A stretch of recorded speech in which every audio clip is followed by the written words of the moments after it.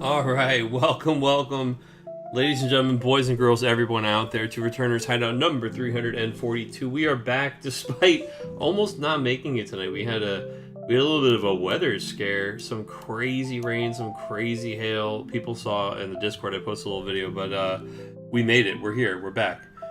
We're alive. We are well, and although maybe a little dented and maybe a little soggy, we're ready to stream some Final Fantasy TCG. So, we've got 9 wonderful gamers, a couple awesome people here. Most recent World's invitee Muhammad jamming tonight. Maybe we'll get to see one of his games. We got Anthony playing. We got DJ, Greg, Tyler, Mark, JR, June, and Irving. All kinds of awesome gamers. Let's jump right in, dude. Table 2, Table 3. They're calling my name. I think. Let's check out Table 3 first. Oh, I've been playing against old Hot Dog Hans over there, huh? You got the buy easy, Irving? I know, man. Hey, somebody's got to get it. You know, you hate to see it. You are a permanently flagged booth babe. You're always welcome to swing through for a round.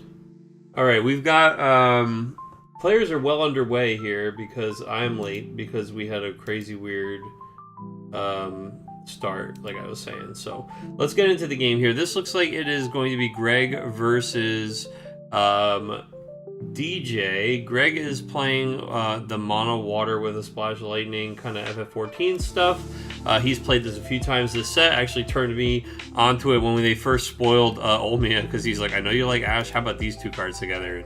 And he's had me thinking about it ever since the set came out, man. So that's cool to see. On the other side of the table, we've got DJ playing MBM, which has been only gaining popularity for many good reasons. It's been performing well in tournaments, both overseas and domestically, and it also had a video put out by the 2-time world champion Mr. Cool that goes over all kinds of strategy and card choices and kind of talks about the deck in depth.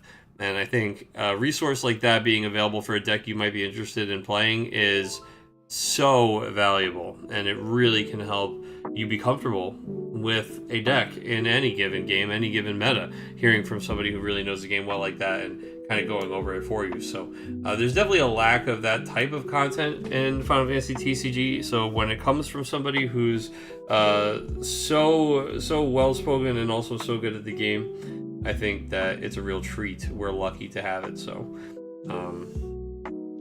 please enjoy. He's been putting out a couple other videos, dude. Mr. Cool. Go check him out. Assuming you weren't already. Bowser's Big Bean Burrito. Oh my goodness, dude. No way. Excellent. Welcome. I love Bowser's Big Bean Burrito, dude. A Donkey fan, I see. Looks like we're going to play a little tempo Lena after we got to our 5 backups here. Or not Lena, sorry, I meant Luna Freya, but I'm saying Lena because Lena is the card that Luna Freya has targeted here. So, Luna Freya revealing the top 5. Now, Lena is a target that we could take, but it looks like we're contemplating taking something different. I mean, the Olmia sets up 2 turns of action, however, we're in a spot of danger here. Olmia also might give us access to a board wipe depending on what the deck list looks like, so maybe something we feel like we have to take. That being said, the Lena will put a card in our hand and then also draw us another card. So it gives us potential to use Lena S, also gives us 3 cards, potential to do something else. Who knows? It really depends on what this card is that's in Greg's hand and what else he's considering doing this turn. He is going to take the Lena. So he adds the Lena to his hand and he also gets to draw a card.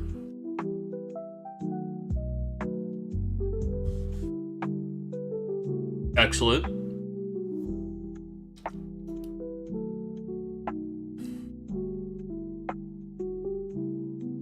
Now 3 in the grip and the Lena S online. Who's he got in the discard pile? We've got Miwa. We've got 2 CP Lightning. We've got Graha T is a pretty big one. Unfortunately, right now we only can, if assuming we have to pay for the Lena with the water card from our hand and the Lena, we would only have 2 CP for him. So I don't know that that's the best. And oh man, Asura is already in the discard pile here in this list.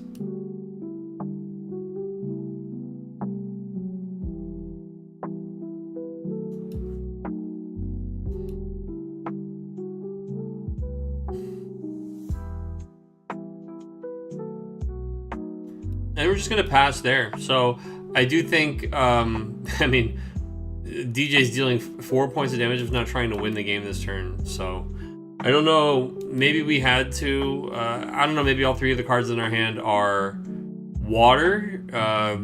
Unless we really wanted to use the Lena S, usually I'd leave the Oriandra up when playing something like this Lunafreya, so I would be able to play both colors no matter what I potentially saw. Hopefully, okay, Kukulkan will help. Looks like we went right into combat, which is surprising, and then we Kukulkan the Ash. But the fact that we didn't have, maybe we wanted to play the Fran off of the Ash, and then we were going to play a Balthier off the Fran. But not having Fran Balthier before we go into combat does mean it is unlikely that there's going to be lethal here this game. I thought Fran, Balthier, even maybe Vaughn, three things getting tapped, the Lunafreya saying bye-bye, and we might have been looking at lethal here. I mean, there are a lot of Odins and things like that in Water Lightning. In fact, we say that as we hit one right off the top of the deck. But, I mean, putting your opponent in check is never bad, man. Maybe we didn't quite get the checkmate yet, but, you know. Well, we don't have to. We didn't have to. We didn't have it or we didn't have to. One or the other. Either way, we're going to attack with our one forward. We're going to dull 3 EVM characters to kill the Lunafreya, and now we're considering whether or not we are taking this Odin. I mean, almost certainly we're taking the Odin, but I guess we're deciding whether or not we want to kill the no-no or try to remove somebody like Penelo or Ash from the table. We're going to kill the no-no and try to just kind of preserve some life total here.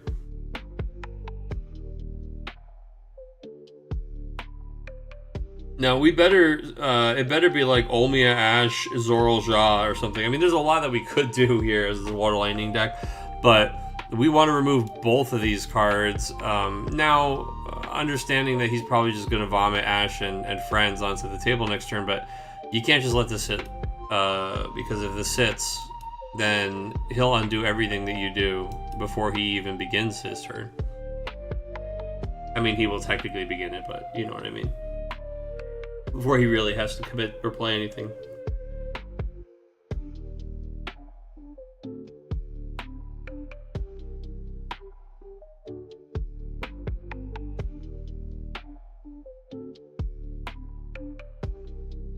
Dulling Alchemist for 1 water CP. This is the signature Ash signal. No pitching. Do we have Zoral? Or is it going to be a three-way chain off of a Graha Tia or something here? You know, the old Graha Alice Y'shtola is fun. Although I guess we don't have any Y'shtolas. No way we're fishing, dude. Leo limit breaks. Say it ain't so. Greg is a man who... One of the cards in his hand is Lena, right? We know that much. He's really just looking for more action. The deck is usually chock full of it, right?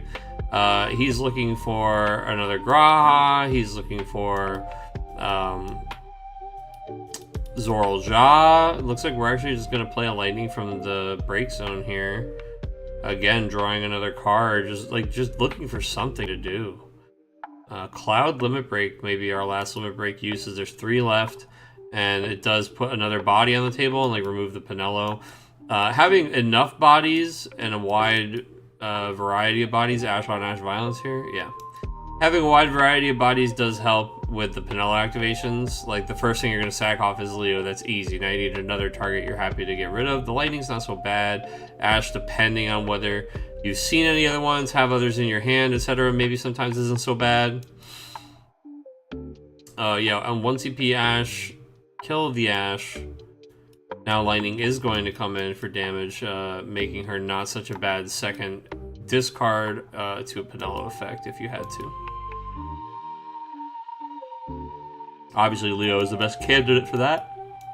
You know, putting the one of Yuna, man, that's the thing about restricted cards, man. They have like a magnet attached to them. Putting that one of Yuna into the damage zone, meaning that we're not going to have to deal with her this game. Very few, if any, players have ever been brave enough to field the 2CP Larsa Legend. It's actually a card I've played a couple of times and have liked the few times I've played it, but the times I have it had been in like a 1CP Leo deck. There have been some other things going on, but you know, the later the game goes, if you've taken a bunch of damage and you're not dead, that card feels really, really good. But obviously, it's a tough sell in a world where we have 50 slots.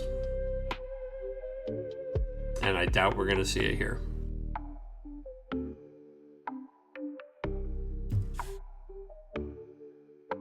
But we did mention it so that the off chance we do see it here, we get to go, oh look, there he is. We talked about him. Ash LB coming down, as we said, that he was going to just fire another one of those off this turn. More Ash on Ash violence. Ash is looking for a Penelo or a Fran. That'll do her. Fran into Balthier is pretty good. And we only have 2 attackers here. Balthier represents 2 more, but if we have a Vaughn in our hand, he actually represents 3 more, and we could potentially end the game. Again, we have to dodge Odins, we have to dodge Kukulins, things like that, but we also have to dodge the 7 CP Lightning that kills 4 drops.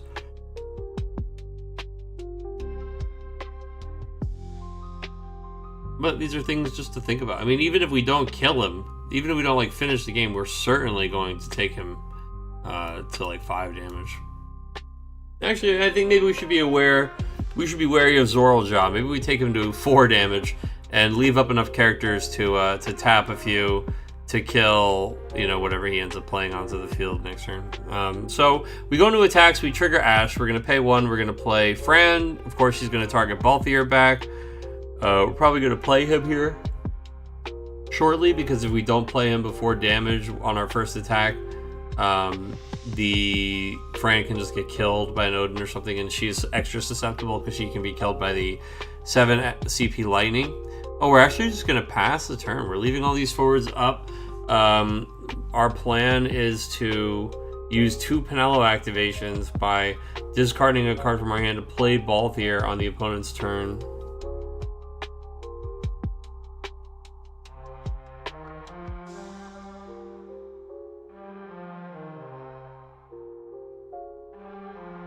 This is interesting, right? Like, this is a play you could do. Oh, who's playing right now? You know what? That's a wonderful question. Thank you. I appreciate you. I did not type the names in. We are watching Greg on the bottom versus DJ on the top.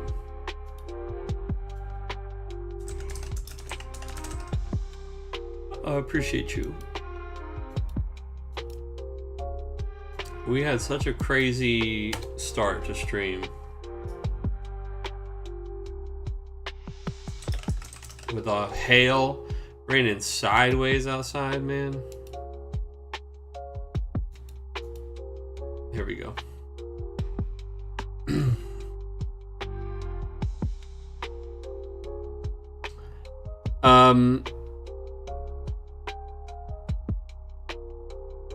Where were we? Sorry. So yeah, so he's opting for a control line here, which is interesting. No, man, please call me out. I mean, I didn't have it filled out. We're all good. You guys keep me... Ooh, sorry, keep me on it. All right. So we opted for a control strat here, right? Like, hey, I'm not going to attack. I'm going to keep all these MBM characters up. 5 of them, actually. Ho, 5. Well, that's 1 off from 6, you might say. Well, of course he's going to just pitch a lightning card, play the Balthier from his hand, and have the 6 to tap them twice. So if you're Greg, the very first thing you want to do is just play some forward that is not the Ash or the Lightning that you are happy to have die. So this is perfect, right? We're going to play the Cloud, we're going to target the Penelo, we're going to force the activations, and then the Cloud's going to be the first thing we sack to those activations. What would be real art is if we had another Ash in our hand and we were able to sack the Cloud and the Ash here, and then the Cloud takes the Penelo and the Ash takes the Ash, and then I think Greg's actually in a really good spot.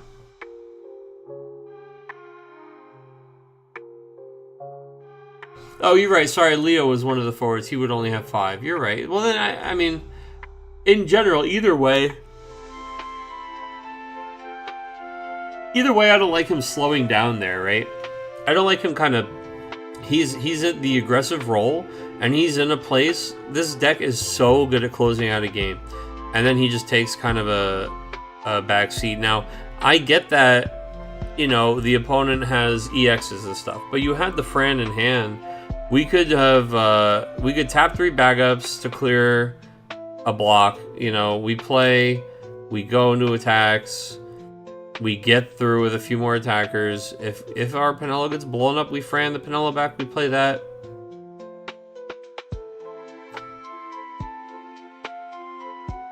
I look thirsty. I will go drink some water. I know that's not like a proper hydrate, but you're a YouTuber, so that's fair.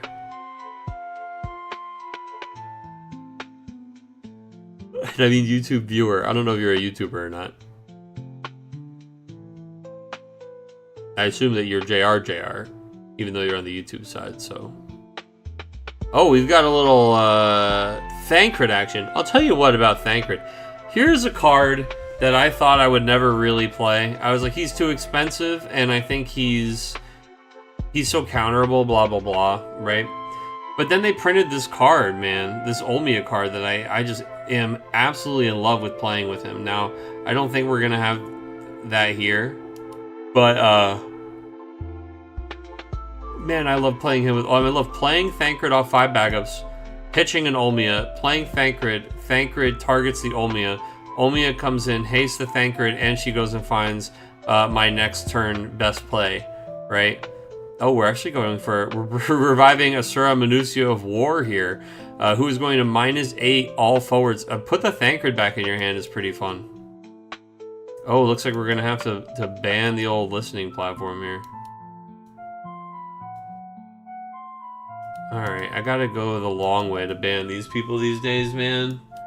For some reason, this little chat plugin doesn't work.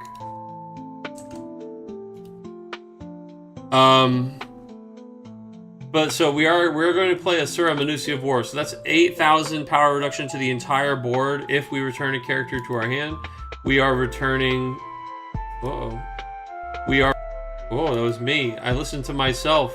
I went to my channel instead of the creator dashboard. That's a cardinal sin. We almost had like a giga feedback loop. All right.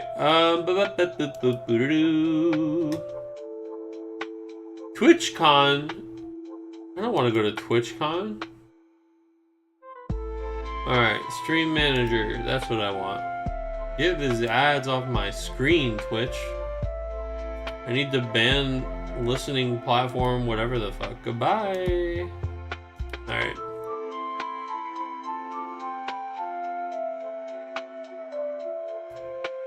Goodbye now. So, Asura Minucio of War, you return a forward, or sorry, you return a character. It can be a backup, it can be a monster, other than Asura to your hand, and then you minus AK the whole board. So we minus AK everything here, but it returns to our hand. So we have the Thancred for next turn, which I kind of love, because Thancred is just this really powerful, repeatable thing. You know, just keep bringing back your best guy.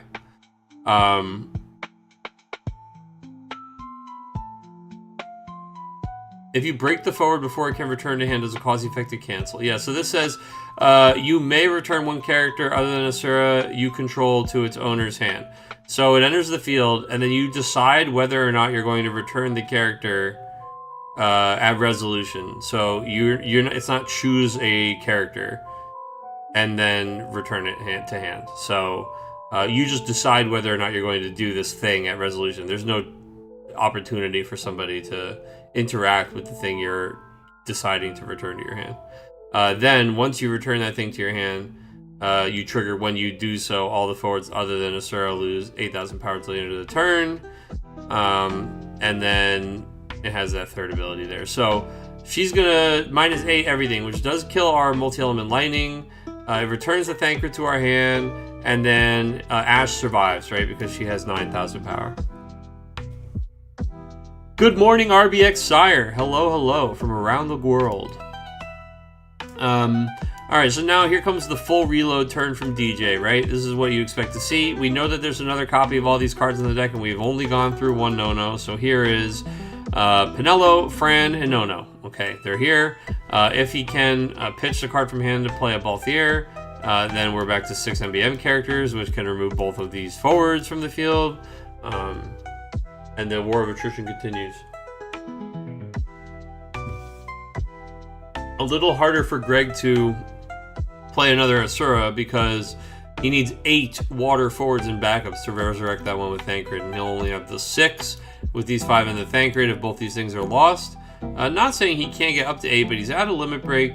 So it may be Thancred into something like Graha into Y'shtola, maybe. If we have a second Y'shtola in hand, that's another board wipe avenue, so that could be pretty strong.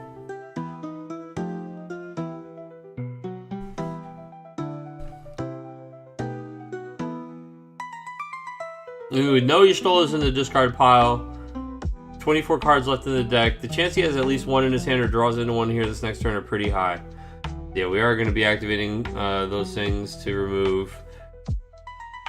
Oh, excuse me. Oh, we actually used the no-no on the one of them, so we can flash in the Balthier and use the Pinello ability on the next turn if we wanted to here. Something to keep in mind if you're Greg, right? Like, don't play Thancred and then choose Ash, because the opponent can respond with that little trick, and then you lose your forward, and then you can't play the Ash. So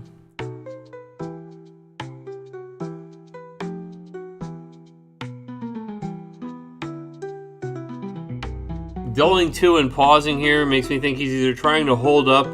Yeah, I was gonna say he's either trying to hold up Lena or he's trying to play Olmia first. So it is Olmia first. Olmia for Ash, perchance, is just pretty clean. You keep playing the HCP forward and keep bouncing itself. It can't do that. It specifically cannot do it to itself. It says other than Asura Manusio of War. Miwa here is gnarly. Oh, from the MBM deck. Yeah, I mean, Miwa is such a crazy good card right now. We're going to play the 1CP Ash. We're going to target the Pinello probably, and then see. We'll watch the magic happen here.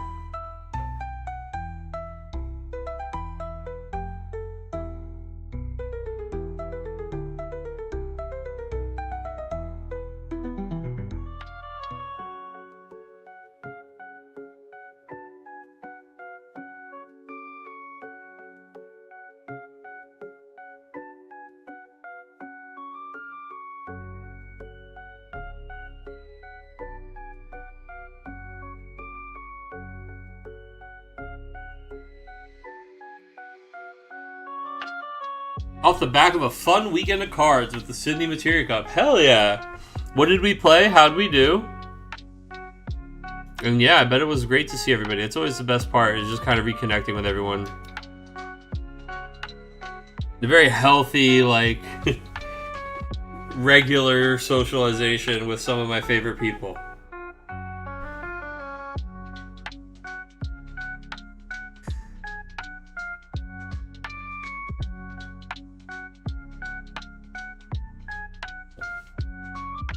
By the way, guys, it might not mean anything to anybody here who's tuned in right now or listening. I don't know if anybody is knows much about Final Fantasy XI, but on Horizon, where I play Final Fantasy XI, that private server, I just got my MOTS cap, which is awesome. I'm super excited about that. I'm like really, really happy about it. So working hard to get that one.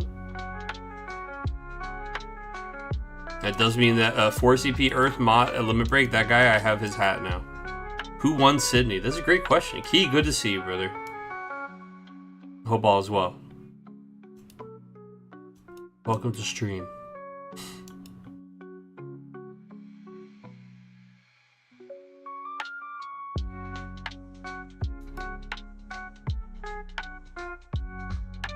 Right, here comes the Balthier.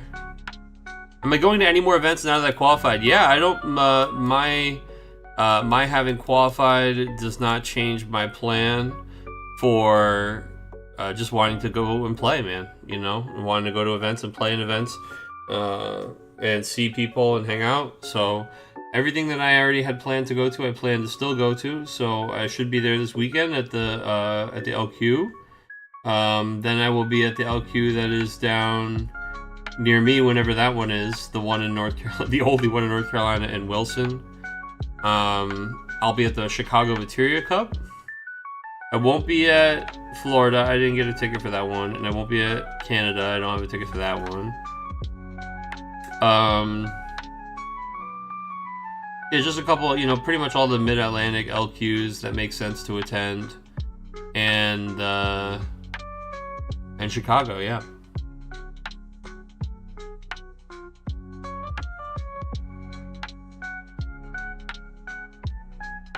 Canada still has tickets. Oh, I bet it does.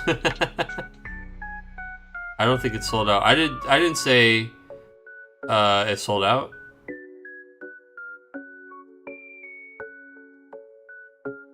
I don't think anybody thinks that Canada's sold out.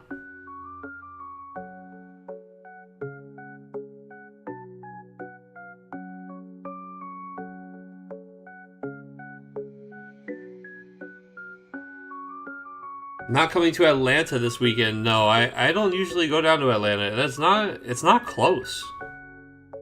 It's not a short drive. Ironically, the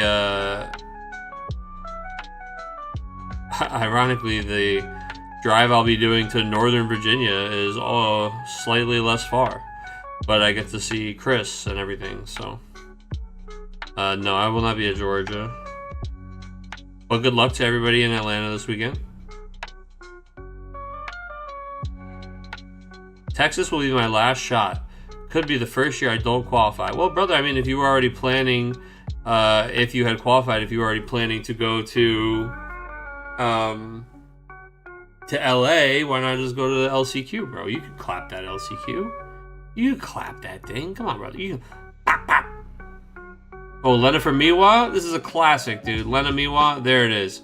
Lena special Miwa, untap the taps, bring in the blockers, dude. You've never played in one? Here's what it is. It's just a big Swiss tournament that you have to raffle stomp, dude. So you just hit him with the BAM! Golbez, dude.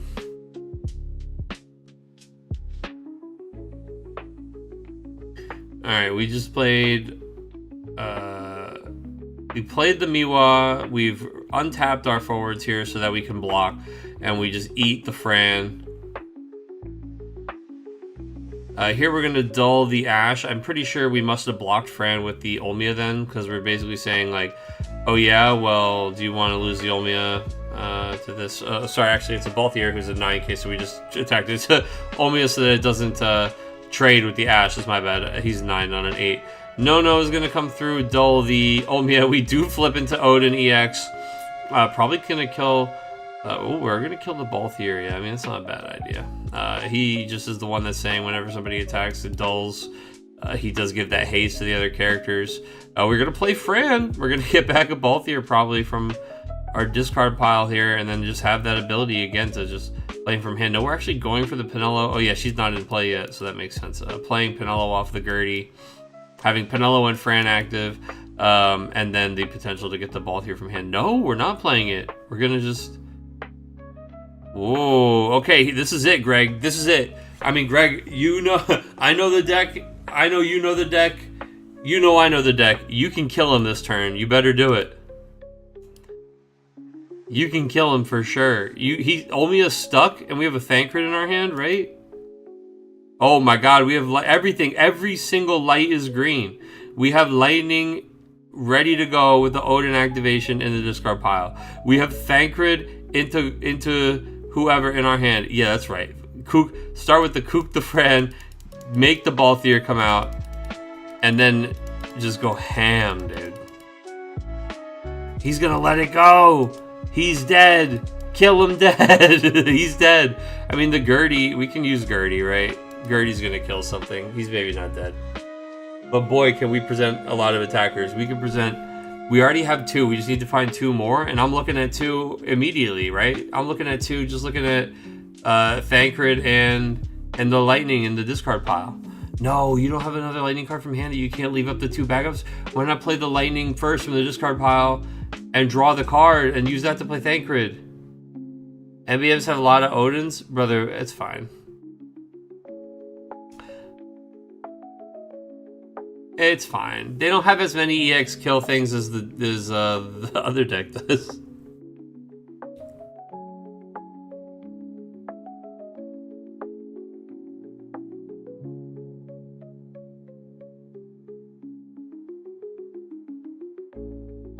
Fanny, dude. Yeah, you can't be scared. Look, we got Lena, dude. They EX, and then we just stabilize, dude. It's fine. It's fine. That's what we play Lena for. They haven't hit one yet, dude.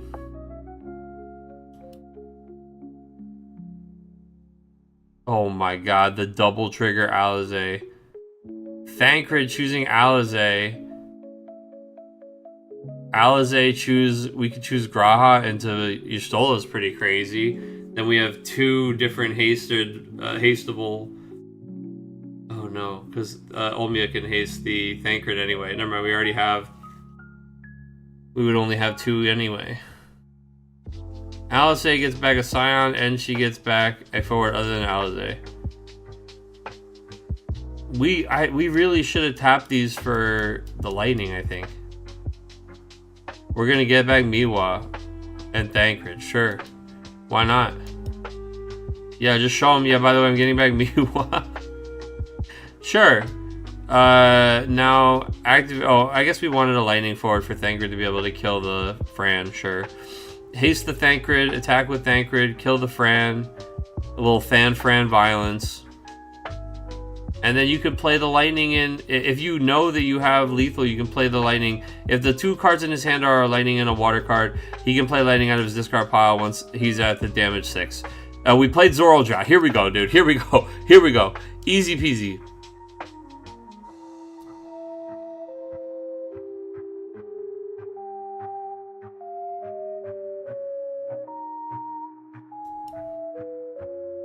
Alright, Shai, I'm catching up with chat, RBX. Sorry, I see you posted a bunch of stuff here. I made top 8 with Fire Warriors. Unfortunately, made a deck list error. Don't prep your deck list at 3 a.m. when you've been up all night with your 6th son. Oh no, brother, no. Yeah, that sucks. It is what it is. Got a game loss into first round of Top Cut. Opponent was on mono ice, so I needed 3 games to get the win. You guys play best of 5 or something? You got a game loss. You should have just needed to win 2 because it's best of 3, right? But I mean, did you win? I mean, hey, you did. First of all, good job. First of all, good job, top 8.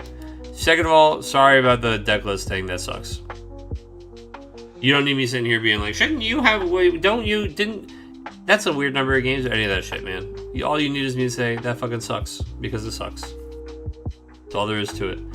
Attack with Thancred, killing the Frangela going to damage. Balthier calling in. He's saying, everybody move up. Move up, he's saying. This guy's not going to hit it very far. Lightning going to damage as well. Olmia now gets to turn sideways, and that's going to be damage 6. And yeah, that is the clearest path I've ever seen for pitch 2 cards from hand, play lightning from the discard pile. Tell me we have it. Tell me we kept it. Tell me we didn't miss the lethal line. I guess if he's got 2 cards in his hand and he plays a Miwa, no! I guess that's fair. If he had a Miwa, then it's not lethal anyway. And then with this way, we keep the Miwa in our hand, and we're just very safe. Why not? Why not? Fuck it, dude. Be safe. Let's be safe. Why not? What could possibly go wrong? Famous last words.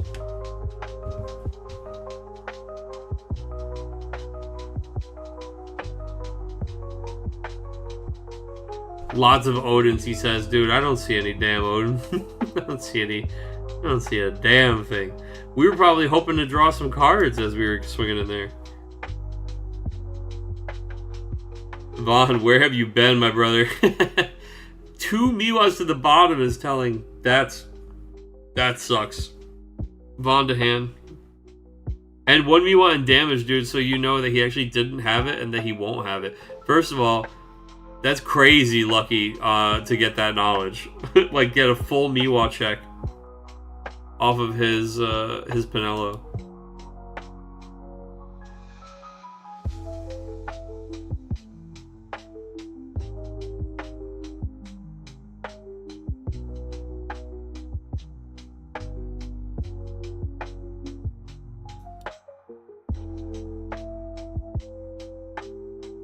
Everybody's just showing their hands, I think. Yeah, he's just showing them. All I have is Horn. He's showing them, I got Miwa, I got Lena. You knew I had the Miwa. And I could just reactivate these guys. And he's like, yeah, you know, Vaughn and all these guys are good, but I needed a little more, right? And the GG coming out there.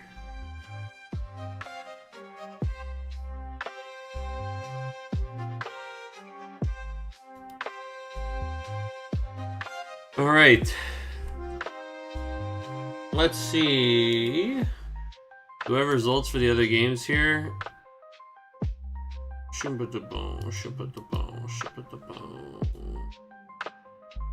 A discounted Odin in hand, yeah, that's true. It's stop laning as well, yeah. Table 1, Mark 7, JR2. Table 4, Muhammad 7, June 0. Table 2, Tyler 7, Anthony 3. Table 3, Greg 7, DJ 4. Alright, so moving on, we have Mark, Tyler, Greg, Muhammad, and Irving. Next round.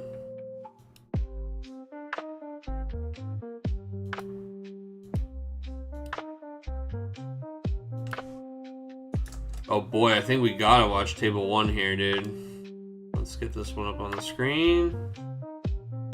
Pairings, at players.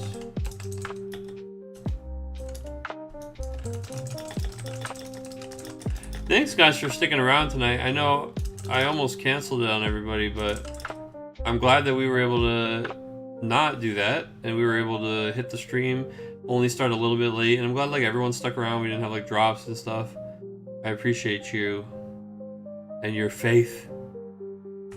Time will begin at 7, let's see, 8 o'clock actually, and we'll be called at 8:40.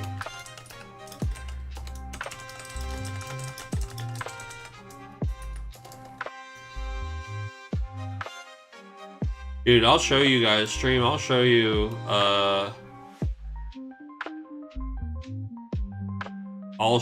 how crazy my storm was outside of my house today. Like literally less than 10 minutes before stream started, or was supposed to start.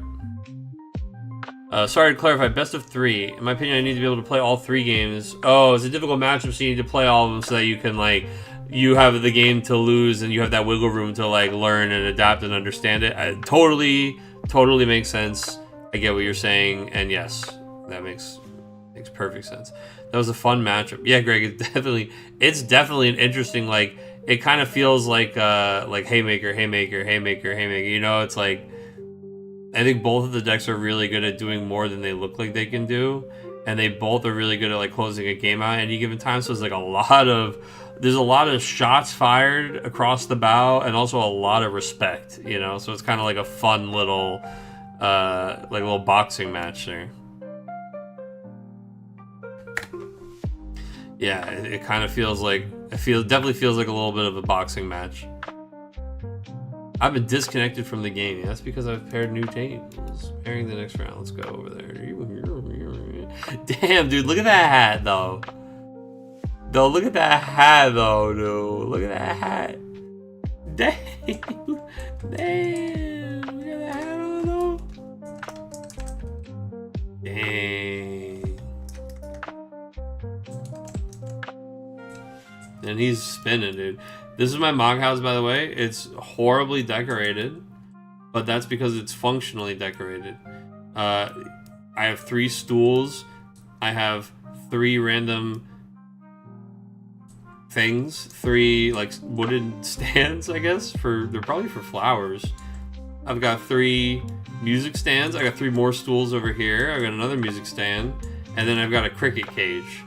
And by having this exact balance of things in my house, I'm able to have this mannequin and this gardening setup, and still get the special buff to my house I want that comes from having certain element of furniture in different varieties.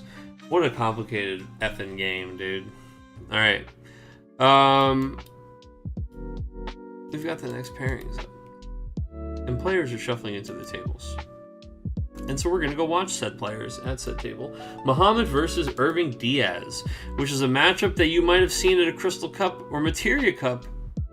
Sorry, I said that backwards. I said what I meant first. A Materia Cup or even a Crystal Cup back in the day. Oh, wait. Hold on. Oh, no, it's not Irving versus Muhammad. Oh, yes, it should be. Oh, I went to the wrong table. I clicked on table 2. It's table 1. They shifted around in my list. Okay, I'm confusing myself. It is Muhammad versus Irving. Now, you may take yourself back to 2018 and you could be at a Crystal Cup and you might be seeing this very same matchup. These guys have been playing the game for a long time and they both are super intelligent and strong players. I'm interested in watching this matchup. Irving is always playing really creative decks. Muhammad, not that he doesn't play super creative decks, but Muhammad likes to play really high level decks at the highest level. He likes to kind of optimize and perfect those strong strategies. Whereas Irving wants to find, and he wants to like develop new powerful strategies. Go find Tenzin, then pop into my game. Oh my god, you got Tenzin, dude. I can't go find Tenzin, unfortunately. He's not really just standing around. The last time I saw Tenzin, I beat that ass, dude. That's not true. We did have a nice... Oh, it is true. Because even though that's not the last time you see him in the story, I have just helped people clear that fight more recently than anything else. So the thing I do the most with Tenzin is blow him up.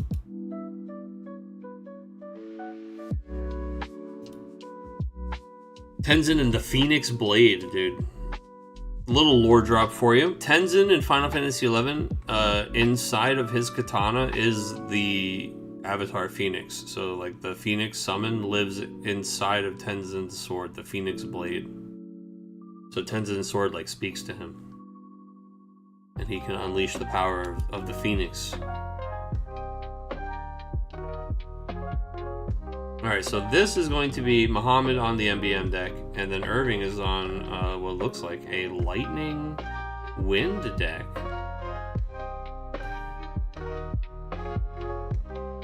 Let's get the names on the screen here. This is going to be Muhammad on the left. Newest member of the North American Worlds team, and right behind him, Florida man himself, Irving Diaz.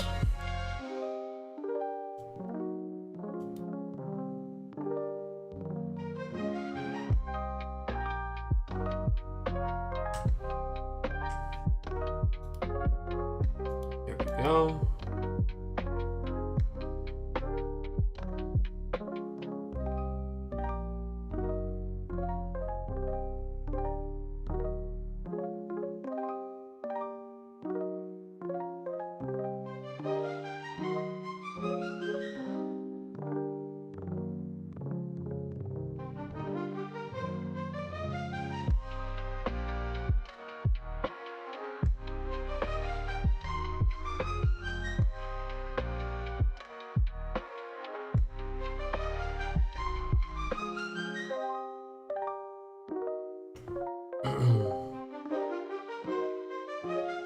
Alright, so we've got Ash doing Ash things. She plays the Hurdy, we get the horn, we play the horn, we draw the card, and man, everybody understands why MBM feels so good, right? Muhammad developing his backups, having a forward that has a snowballing type of effect every combat that kind of needs to be answered, and then also just building up his backups pretty efficiently. So, oh my goodness!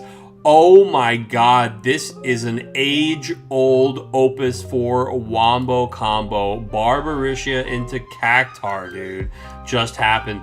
We just blasted that Ash with Barb Cactar, dude. Oh my god, if you were around when we did this to people, sound off, man. The old heads remember. The old heads remember Barb Cactar. Oh my god.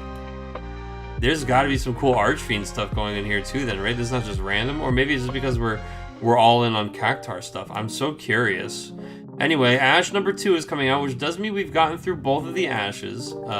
So this is going to be a really front-loaded value here, which, you know, that's why it's so strong.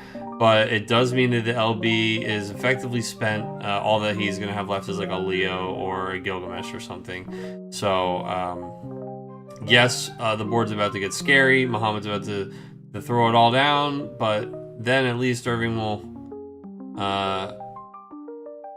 We'll finally see everything he has to deal with, and his long climb up the mountain will begin.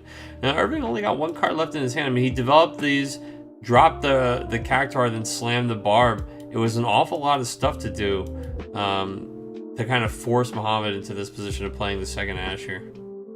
Opus 5, yeah, I mean, even earlier, dude, Opus 4, right? This is, Barb is Opus 3, Cactuar Opus 4, man. Yeah, where's the father? Exactly, where's Dadaluma? We got the Dadaluma emoji.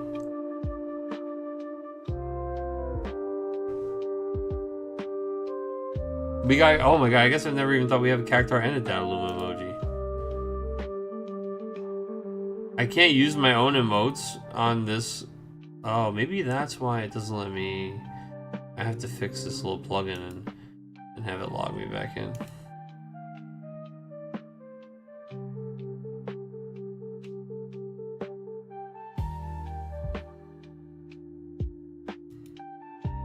Like, what do you mean I can't use these emotes? They're my emotes.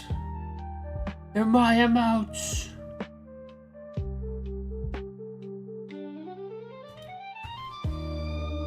All right. Muhammad is pretty well set up. I mean, we just attack with the Barb. We clear, right? We get a Pile Raster and a damage. No big deal. Save for Irving. Muhammad doesn't really care too much about that. We play a Reno. So there's a Final Fantasy VII angle here, folks, which I'm starting to maybe understand where the Cactuar is. This is like a Gin attack angle, potentially. Yeah, we just play it back up and pass, kind of add an extra card to our hand. Muhammad finding a second back Nami, considering that as his fifth backup, although the no-no is looking kind of tempting. Just play that, kill the Barb, but no, we are going to opt for the back Nami. We can go to combat here, use Ash to trigger it, play it for 1 CP on the backup attack with the Ash, and then still have the 3 things to activate to kill Barb. But I mean, there's so many different ways to play out this turn, and Muhammad's got 6 cards in his hand, so he's got lots to think about.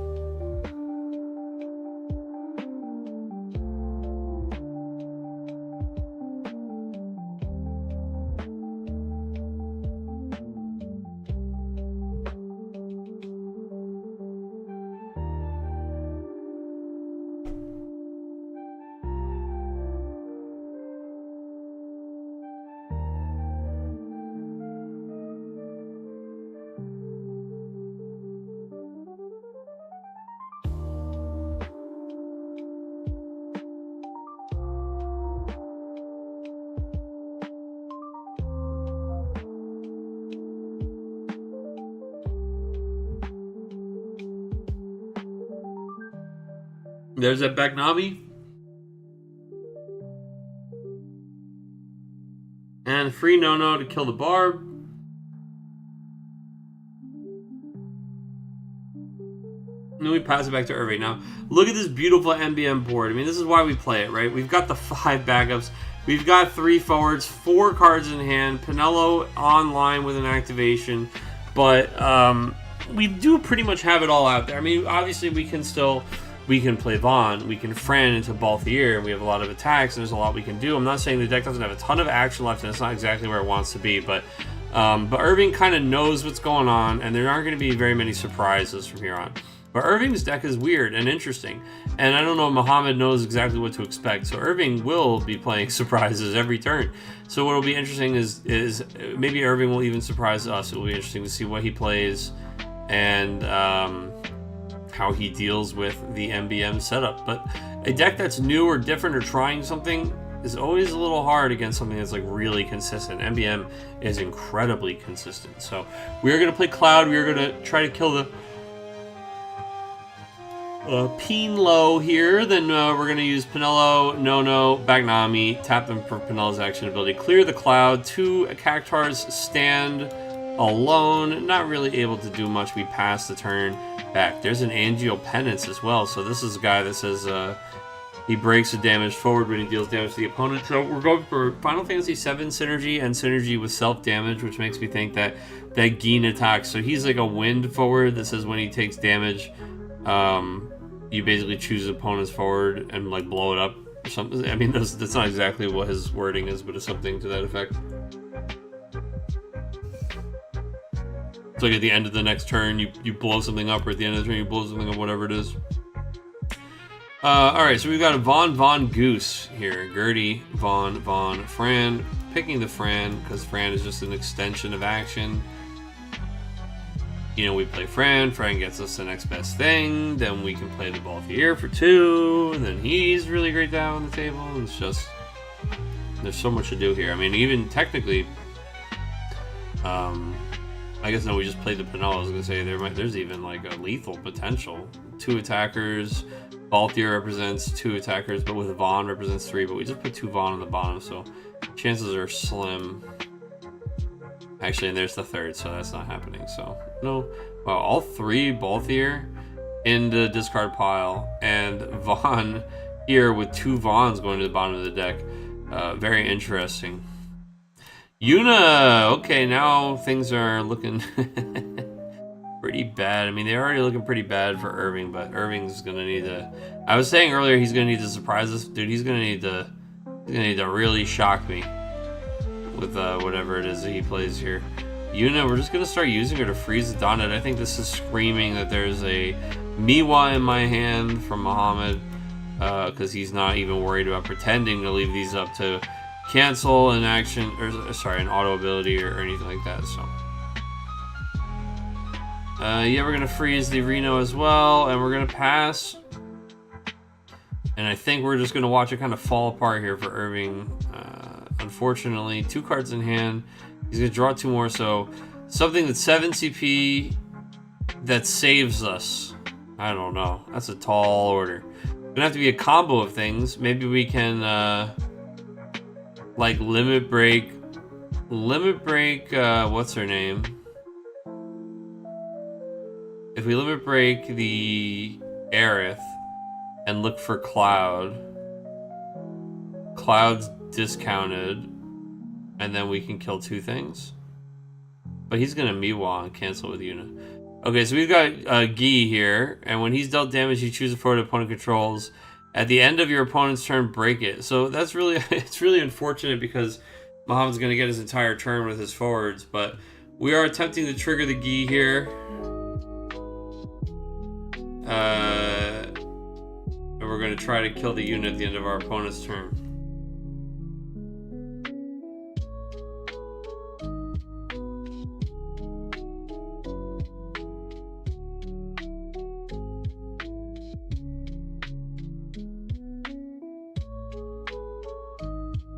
So this is an interesting thing. Does this need to be face up on the field at the end of the turn to trigger? No, it does not.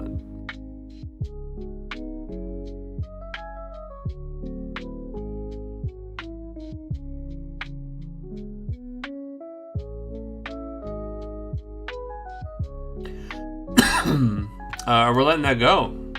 Okay.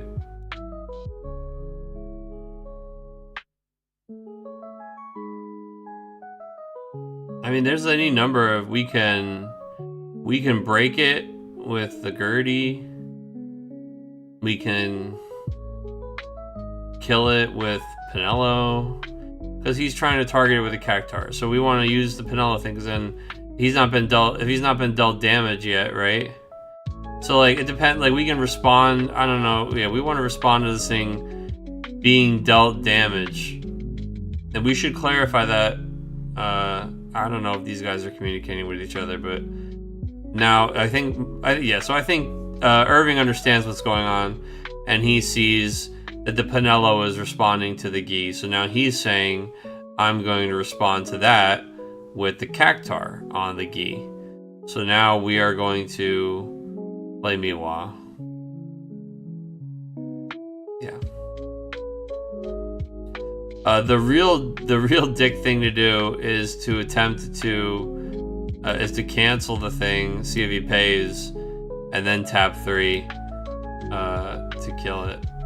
Well, no, I guess because if he pays, you make him pay twice instead, and you keep it forward up.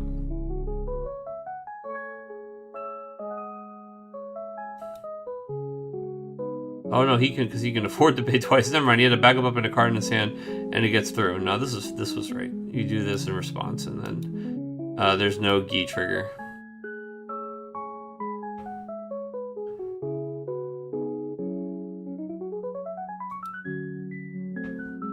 Yeah, then at the end of the turn, he freezes the Cactuar.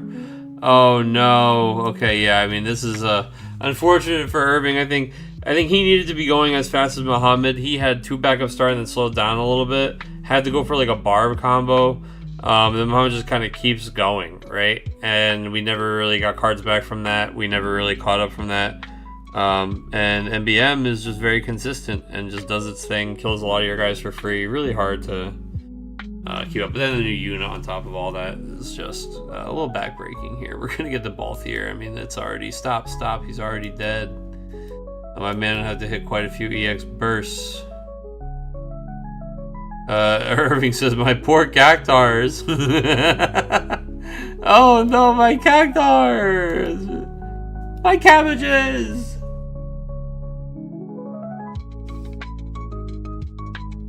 Balthier attacks, haste the Fran. Let's see a nice EX. Nope. Yeah, I mean, this is Jover. Fran attacks, nothing. Miwa attacks, nothing. Pinello, probably, I mean, it doesn't matter if she stays up or attacks. She attacks, nothing. Ashley Simpson is coming in for the 7th point. Oh my goodness, and there it is, dude. GG. Some cool cards, some interesting concepts from Irving here, but in the face of a champ playing MBM, it's going to be a tough battle. All right, we're going to another table here, folks. Let's swap over and see what table 2 is up to. What happened to our Vanity Cam? There it is. Okay. For a second, we weren't spreading the good word. Oh, does that say I made money? Hell yeah. We love that. All right. Let's see. We've got... It's actually our first result.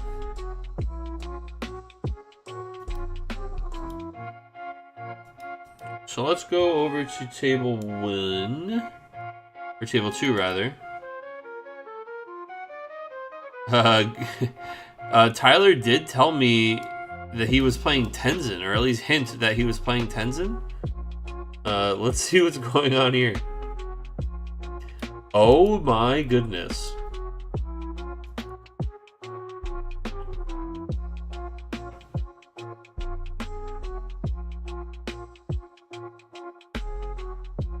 Samurais, dude.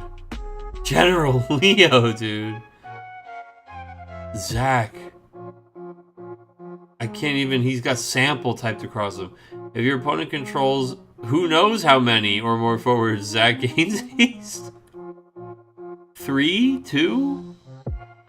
When Zach enters the field or attacks, deal 1,000 damage for each backup you control to all the forwards opponent controls.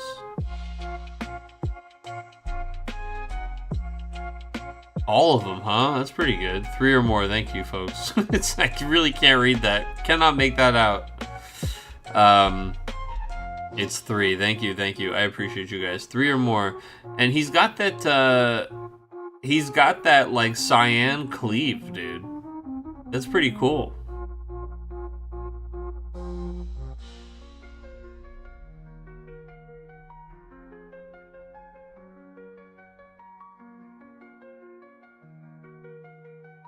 Sometimes isn't time to Cactuar. I mean, I hear that, brother. Oh.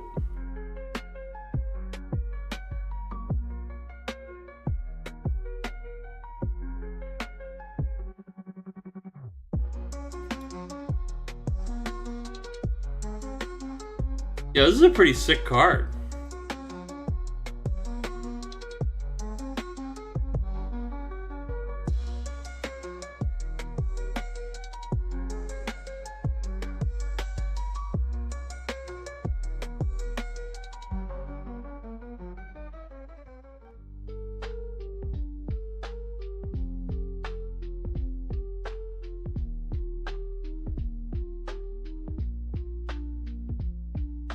All right, Greg is saying he's found the lethal line here, so this might be over pretty quickly.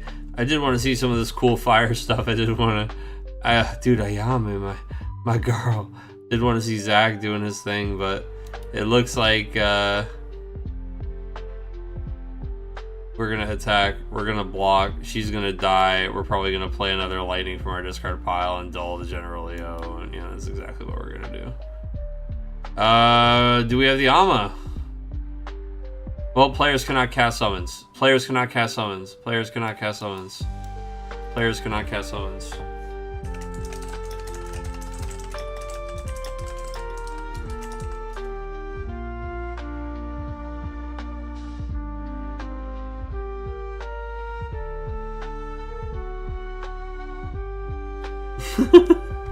Yo, but I can against Greg, dude. He's like, I ain't no player, dude. It is funny that he's got the Ama, but he General Leo'd himself. And the lightning will clear. Another General Leo to damage. Good game, dude. This guy's actually, dude, I feel like I've just read this Zach for the first time. I know that's not true, but you know, like I'm like, oh hey, like hey, cutie. Yeah, alright. Okay.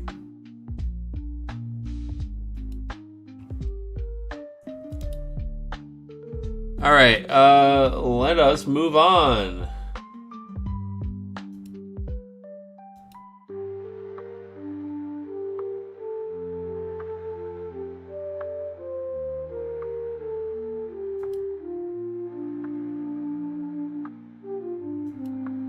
Alright, so we watched Greg get that one, 7-2, I know that much.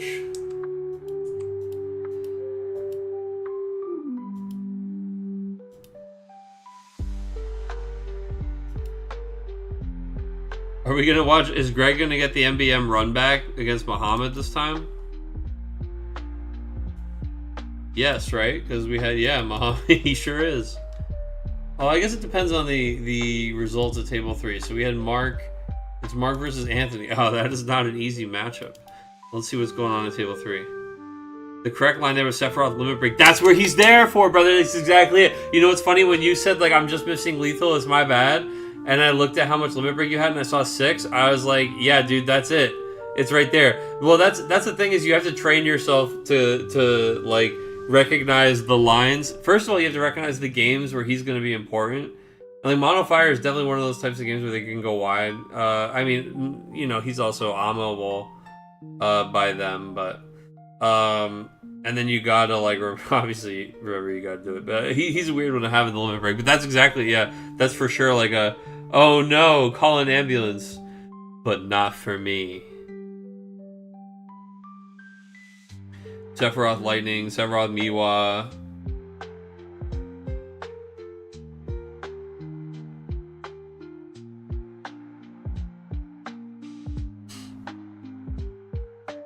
You're good though. I mean, you got there with a end line that worked just fine. Looking at this one, dude, Anthony.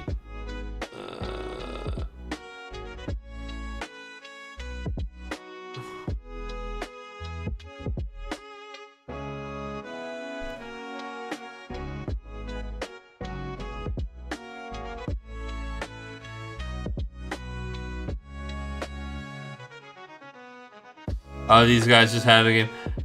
Oh, it's you can only pay with Earth CP to cast Titan. But Zidane says the cost for casting can be paid with CP of any element. But that's not what Titan says.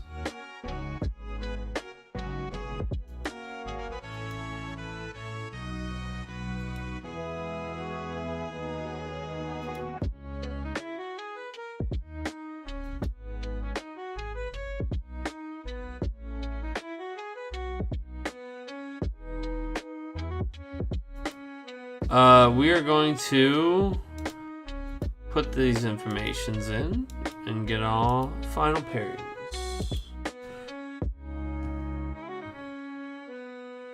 Oh wait, table 4 is still cooking. Oh wait, Mark got it versus Anthony, so that's 7-6. So there's a Potential tiebreaker. We still have 3 undefeateds going into the final round.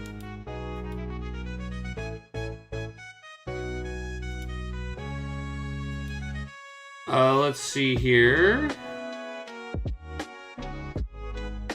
Table 4 is still going. Let's go there. Oh, never mind. They're typing right now. Muhammad 7-1 over Irving. Table 1. Save that. Table 4 is typing it right now. It looks like DJ got it 7-3.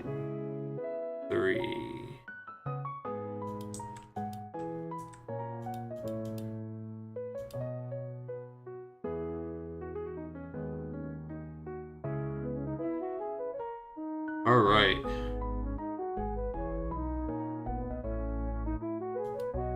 Mother, I've had enough MBM today. Well, guess what?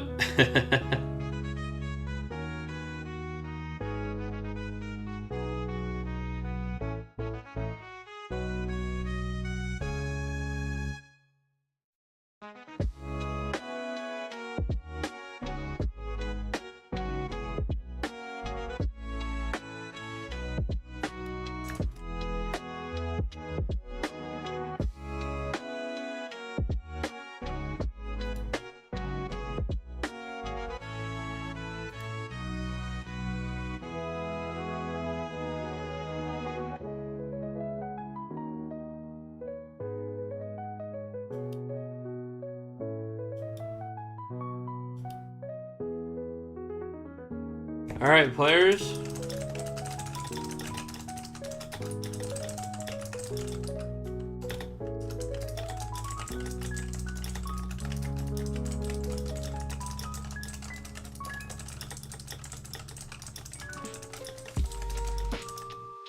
All right, sorry about that. Taka.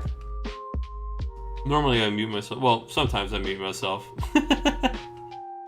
You guys probably called me on that one right away. Players are for round 3. Time we get at 8:30 will be called at 9:10.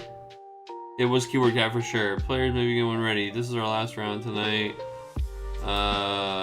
Unless we need a tiebreaker for 2 goes. Yeah.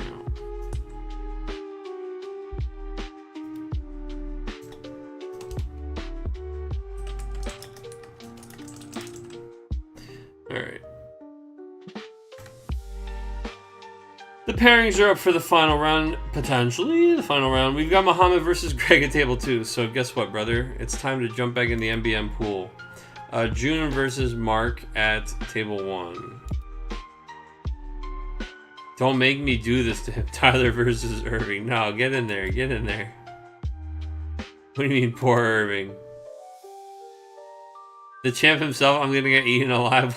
Oh man, I don't know. Hey man, we'll see. Get in there and just fight. Fight.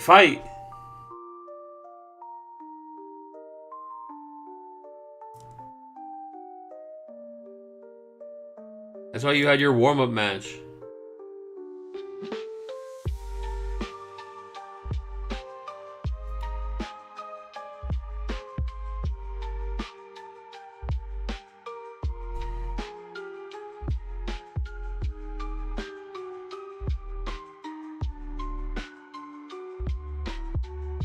Cool. Hello, what's up? Yes, the tournament is going grand. How are you?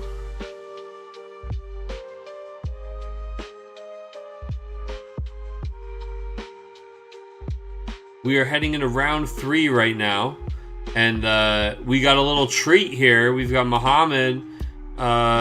It's basically, I feel like this is when people are like a champ and then they go around on a little tour and they go to like schools and it's like, oh, have the hockey pro like shoot a couple pucks in the net. Like Muhammad is taking his MBM deck around tonight and is introducing our players to his list from the Materia Cup that he won recently. So Muhammad is going to be here in the finals against Greg, who's no slouch, and Greg himself, a pretty strong player, has done very well here in the weekly against all manner of strong opponents. So Greg is saying he's going to get washed by the champ in chat, and I'm saying Greg already had a warm-up game against MBM tonight, and he's got to give himself a little more credit. So we're going to be watching that game here in just a second, and then we will have potentially a tiebreaker because we do have 9 players, so we got a little bit of a weirdo situation with the undefeated number. The pair downs keep winning, so if we do have that happen again this round, then we've got a tiebreaker to watch. But otherwise, let's go ahead and get into this one. You're just in time, brother. We're just starting. We're just starting. Hurdy on the backup line.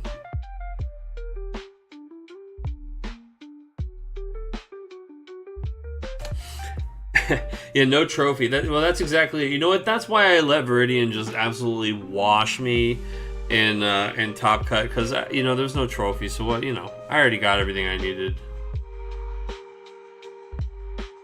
He definitely didn't just shit on me, despite my best efforts.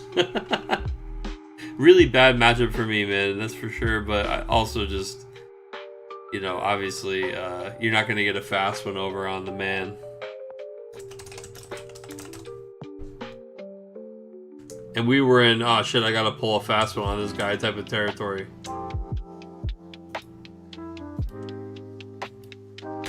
Table 2, Muhammad. Like, we were like, I guess we're gonna try turn 1 Lunafreya and haste it with Olmia type territory, dude. Like, let's just try to kill him in 3 turns. It was never quite fast enough. Alright. Names on the screen because the game's on the screen. Let's get with it. There we go. Alright, so Greg, we know he's on the mono water backup line, but the water lightning kind of 14 angle. You know, you're going to see your Thancreds, your Grahas, your Alisays, your Stolas, but you're also going to see your dual element lightning. We've gone for the 7 CP lightning as the second lightning of choice here, maybe even more, but that's all we've seen so far tonight. Yeah, you know, usually those are your forward selections. Miwas, Olmias, Ashes, rounding out the list there. All of the access to the wonderfully strong suite of Limit Break cards. Water and Lightning does really have it good in Limit Break.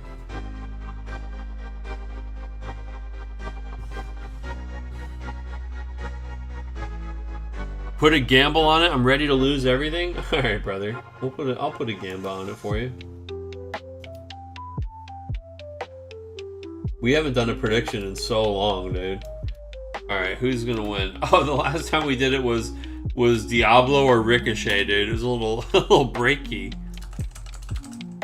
Alright, number 1 is gonna be Muhammad MBM.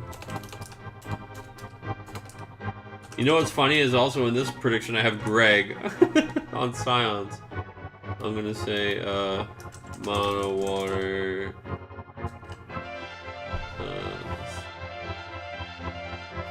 It's not mono water at all, so we'll put quotes around mono. Alright, you guys have 2 minutes to place a bet, dude. You have 2 minutes to place a bet.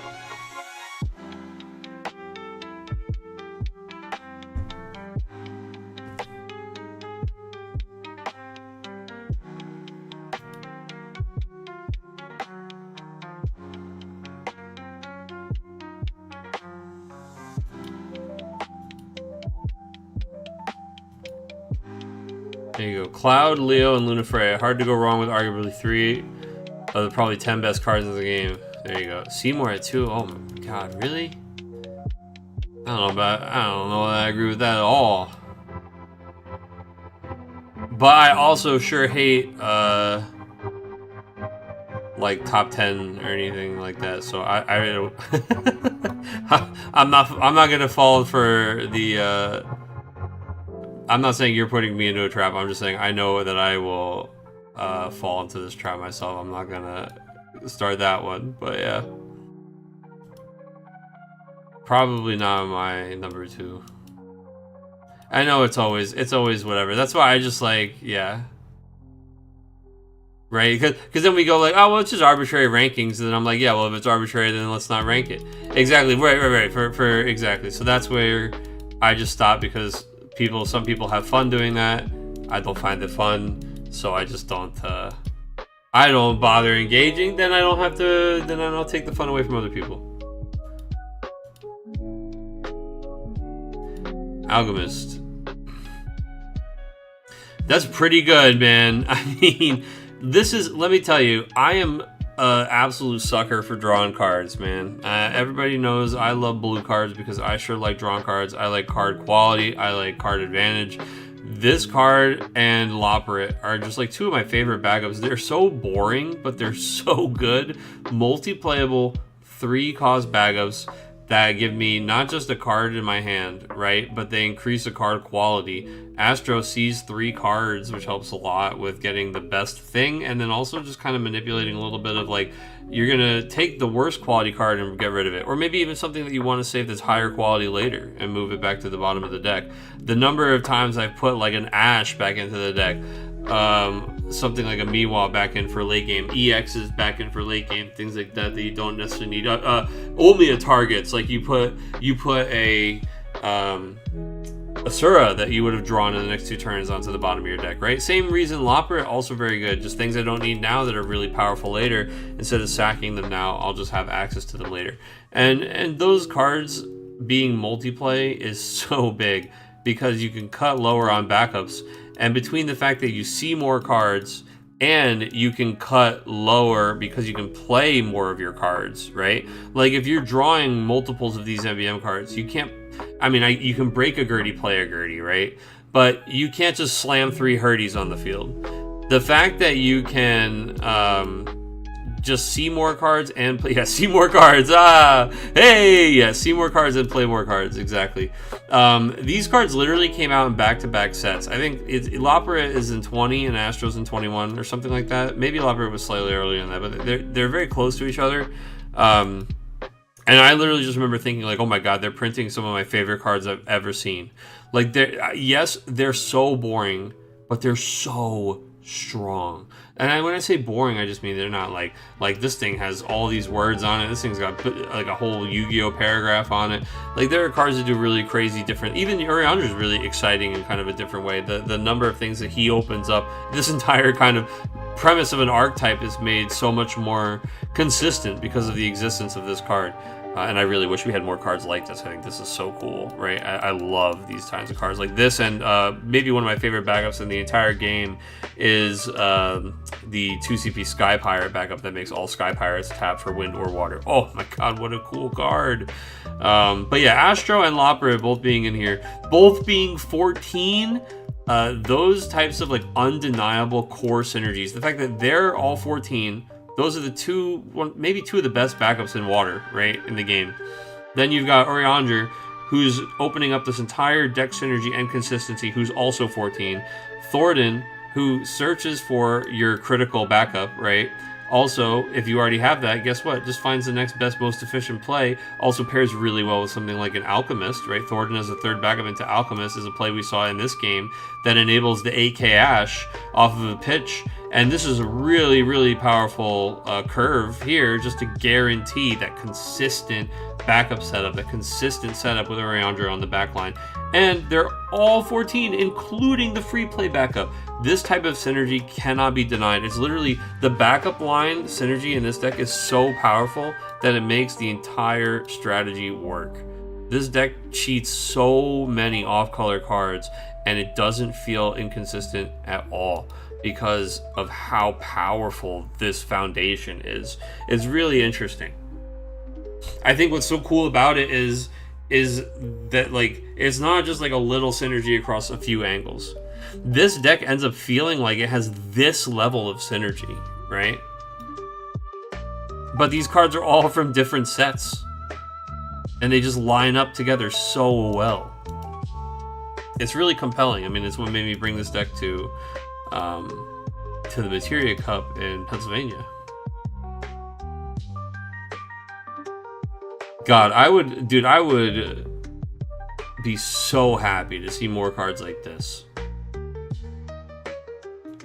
Not just like, they don't just have to be a dual element. Dual elements in any way are interesting to me, but he's got like the right name, the right category Some of those things just make him really, really compelling. And now I'm just gushing about blue cards, which I'll do any day, all day. It's why the water has 2 of them, when I think the only comparable backup is Vieira and Wind. Yeah, Vieira is actually, because of what Wind has become, Vieira just doesn't need to see play. You know what I mean? Because like mono Wind is so like kind of like such a tight consistent strategy these days. But I think in general, the card's probably underplayed in the history of the game and has really, really powerful, I mean, identical text to Operator, just really strong. Also, again, relevant category, like, I think that card's a really neat card.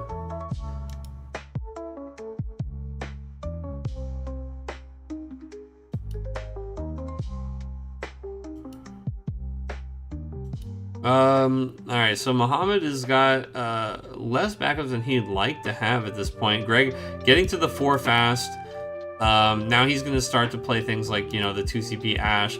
We've got 4 Final Fantasy 14 backups. Is more than enough for Zoral Jaw to be pressure. If we just top deck a Zoral Jaw, play him, and start attacking at these characters. Muhammad wants to just get more of a board. He's saying he's not really seeing any options. Plays Fran. I guess he's looking at what to take with the Fran. And, I mean, he's got... Yeah. The Balthier that he has to take. He says, I'm not seeing any Opins. OP. Oh, yeah, I guess I can't scroll up high enough for you guys. OPINS. You'll see it soon. I think it just means he's not seeing any options. Doesn't see anything that he really wants to play. Decides, you know what? I think I'm just gonna keep 5 cards in my hand.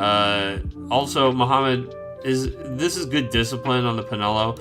I think you'll see a lot of people just be like, you know what? And I guess before I'll pass my turn, I'll just, you know, sack your Ash. Muhammad sees no reason to do that yet. They'll hold out. Maybe react to something with it. Maybe, yeah, exactly. We're going to try to force it with Kukulane now. He'll do it. And look, we got him to have to do that first. So, strictly, Muhammad just says okay, actually. He doesn't want to get rid of the Ash. One of the best things that Greg could do is play another one of these Ashes for 2 CP. Muhammad likes his Ash, thank you very much. So he says, no, that's fine.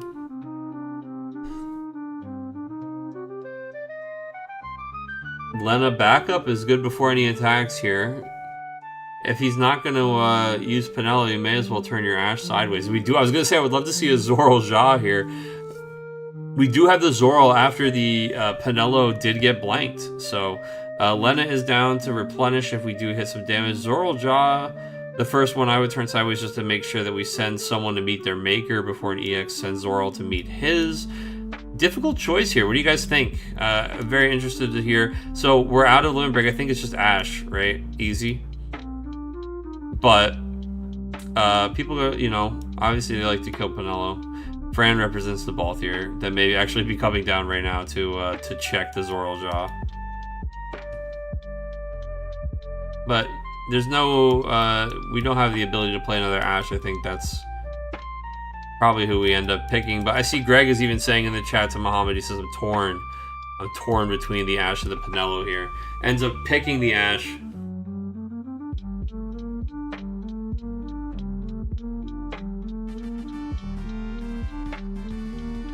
Not Aiden. Oh, dude, how's it going?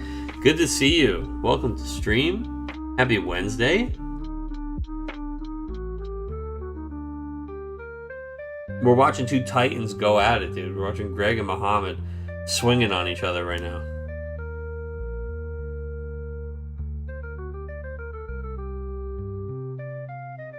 No, Atma, I didn't see that you also hit me with the Sabrino. Thank you so much. Cyan, best card. Yes, I do. I love that he is just like that crystal nuke in the monofire, or in any fire crystal list. I like that he gets just like a little bit of respect in the TCG, you know?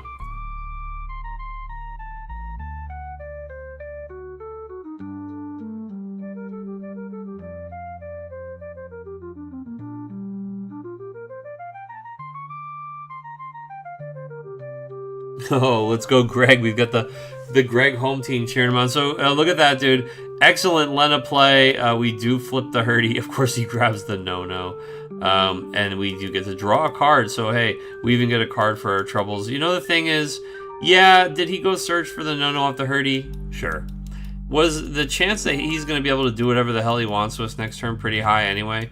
Yeah, I mean, I think one of the benefits of this deck is the ability for it to play a thing and do that thing the same turn in so many different ways, right? Let me actually catch our... Okay, cool. Made sure the music went over to the right next video. So, MBM is going to go wide. It's going to assemble this like Pinello state where anything that you try to keep on the board is just going to go away. It's going to deteriorate over the course of their turn. They're going to chip away at it. They've got no-no. They've got Pinello. They've got Gertie. They've got usually more backups than they have back Nami.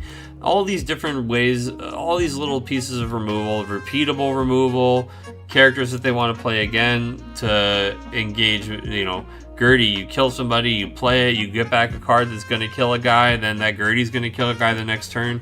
There's a lot of death being dealt out by the MBM. So it's really good to be able to play something like Zoral, or like if this Ash meets her maker this turn, next turn, Olmia, Ash, Olmia haste the Ash, Ash comes in for damage, or is a threatening point of damage. Turns like that over and over again are how this deck is going to come out on top. Now the thing that's a problem is that while you're trying to do that, MBM has this little nugget. And Balthier, he represents 3 points of damage with Vaughn, and like kind of just appearing out of nowhere at any given time. So we've played the Balthier. I'm sorry if this music is a little loud. It's a little loud for me, so I'm just gonna, whoop, that's all the way down. There we go. I mean, Balthier attacks, he hates another character, and if that character is Vaughn, that's just 3 points of damage that's not on the table. That could just be coming down any minute. Attacking with the Balthier here, hasting no-no, and so you're looking at 4 licks on the noggin with 3 backups staying up to trash her forward if we want. I mean, no EXs is pretty good for Muhammad. You could pause here, but I kind of like, since you don't want to ever bring him to 5, you never want to bring him to 5 because of Zoralja. So taking him to 3 and preparing to take him from 3 to 7, I think is pretty safe. Of course, you go one deeper, and it's the Ash. Ash is going to get to kill somebody. It's actually a little bit of a weird choice for him here. I think he wants to pick Pinello, and the fact that Pinello is in damage is the thing that would give me the super green light on her. Obviously, we're worried the next thing he's going to do is literally just tap 3 backups and play a Pinello, but you know what? 2 Pinellos down. And that's going to be Graha Tia to damage, man. There's a lot of our action going to damage Olmia we would have liked to see. Graha we would have liked to see. But we don't hate seeing Ash go to the damage zone when one's on the field, and we're at 5 backups. I've been pretty behind on everything. Anything exciting been announced yet for the next set? I will tell you this. I don't really dive in until we're at like the week before and almost the full set comes out. There's just so much to think about with what we're playing right now. You know, we're in the middle of this tournament season. We've got all these events with the current cards, and I still think there's so much interesting stuff. Like, I'm loving this format. So, I mean, I bet there's all kinds of cool stuff. I haven't even really looked at the community spoilers that have been kind of popping out. I will say, I'm a huge Final Fantasy XI nut, and when somebody told me that the Space Chair, as I colloquially call him, when I found out the Space Chair full arts were $3.50, I was just like, this makes literally no sense. And then I bought them until they were $5. I bought everything under $5 on TCG Player for the full art the Space Chairs. And I've been screwing around with some, because all of my dancers, all the water dancers are 11. I just love Final Fantasy 11. Final Fantasy 11 has a wide variety of strong characters and strong backups in many colors. I've been really liking the push stuff lately, so I thought, there's no way that this guy should be $3.50, bro. Like absolutely no way. Let's just get, you know, something else going here. I'm buying these cards. And then they released these Final Fantasy 11 mages, They showed the Shantoto and all the Winders, Storistry, mages and stuff like that, and I love how they have the different ministry symbols behind them, and I'm just like, oh, I'm really glad I got all these space chairs, dude.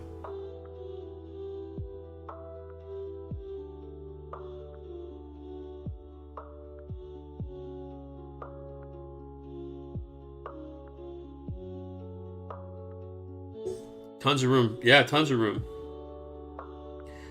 What is a space chair? Well, his name is actually like Despachier or something like that, but it's basically just the space chair. The space chair. He's an old Elvon man. He's a 5 CP backup that looks at the top 5 cards of your deck and puts any Final Fantasy 2 Final Fantasy 11 characters of your choice from them into your hand. Actually, it might even be cards, actually. Not that there's many relevant Final Fantasy 11 summons.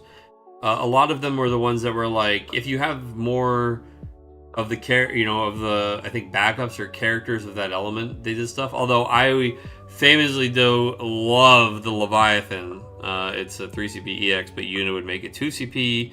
You choose a forward, subtract 1,000 power for every water character you control. Oh my god, I love that card. Spot removal in mono water.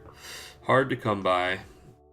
That's why Ash is so good. That's why we like cards like Portia, or why I like cards like Portia.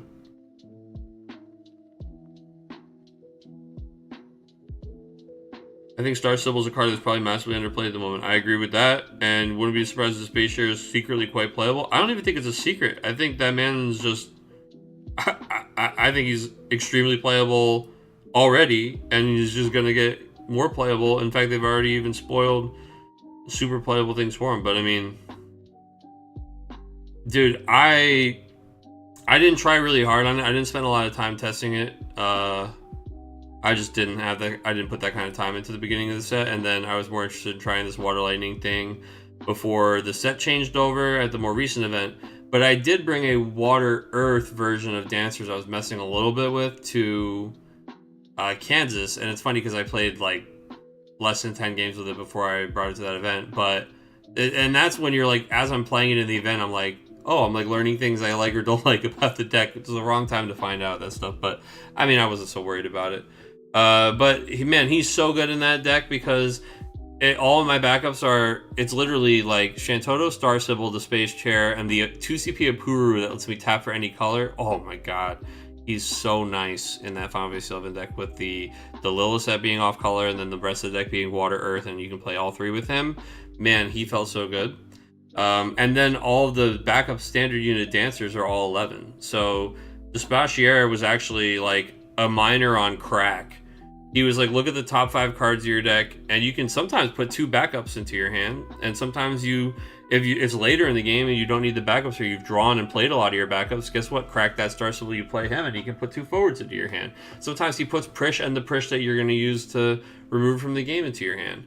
Sometimes he puts 1 backup and a Prish in your hand. You know what I mean? Like, the flexibility on him is crazy.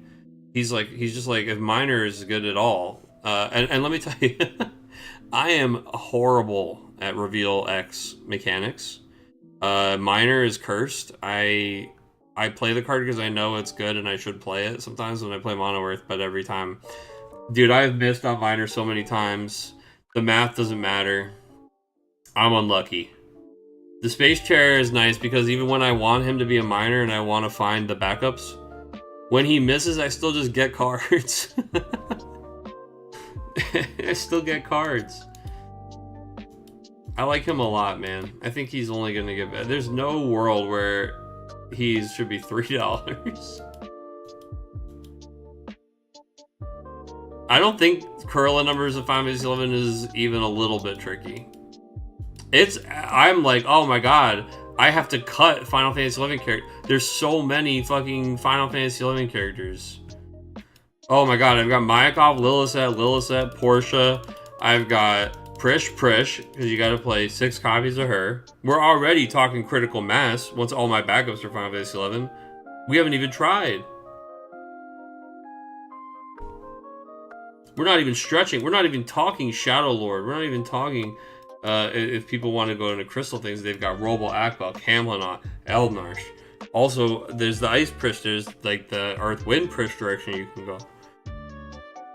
Now we've got the new mages all coming out. You've even got flexibility and choice in your backups. You're not even like pigeonholed. Unique name, and he's got unique art too. It's like brand new unique art. It's not even like he's just like a full art of like some schmucky thing. I guess these days all the full arts are pretty much unique art, except for like promos.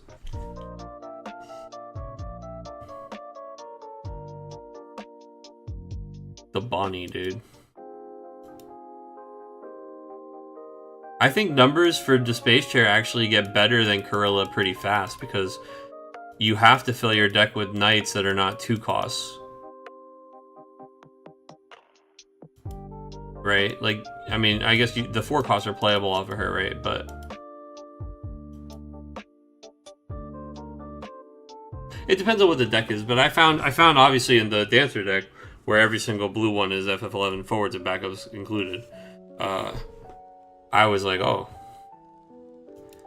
I actually have like 40 something 511 cards in this deck. It's really like summons are just there's nothing. There's nothing.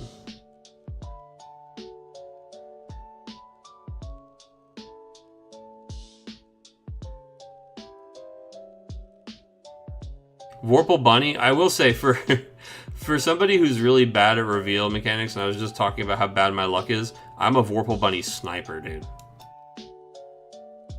I'm a Vorpal Bunny sniper for sure. I'm a terror with the bunny.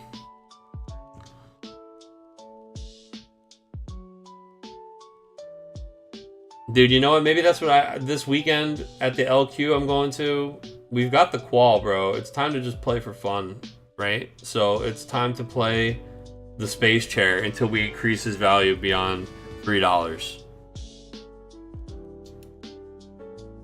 Oh my god. Statty with the 69 months just dropping the nice. Dude, thank you so much, first of all.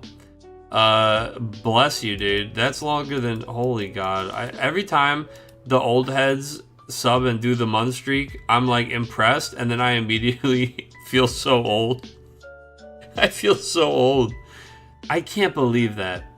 But that's incredible. Thank you, man. Oh, I love you, brother. I'm so excited for Gen Con at the end of the month. It's always such a good time.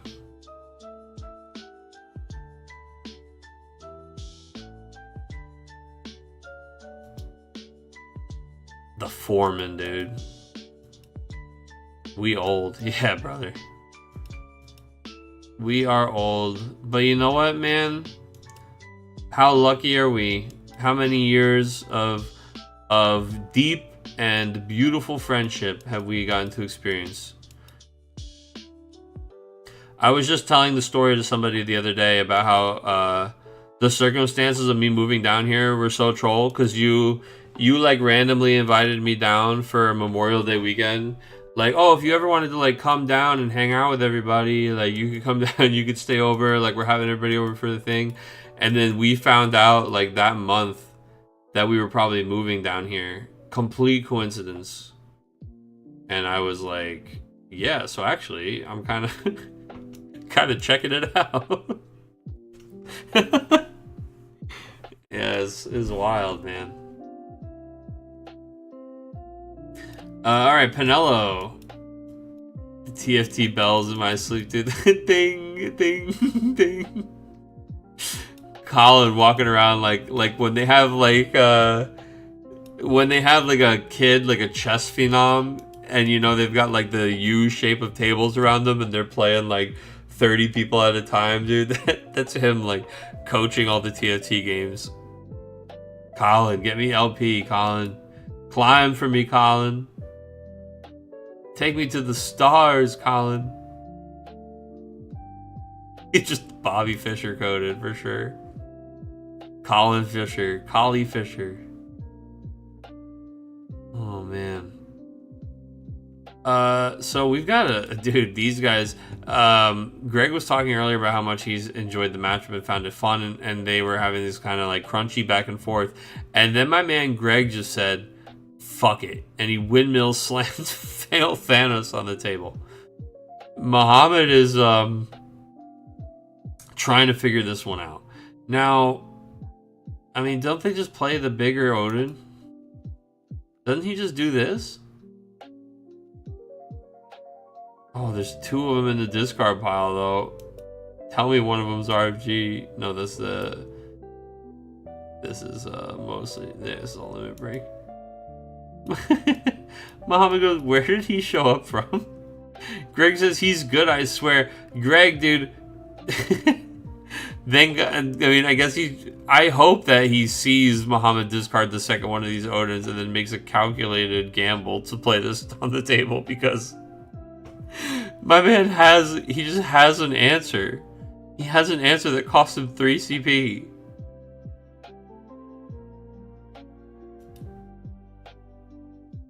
But I guess he doesn't have it in his hand. He also can just do Pinello thing. Can't he just Pinello, Miwa?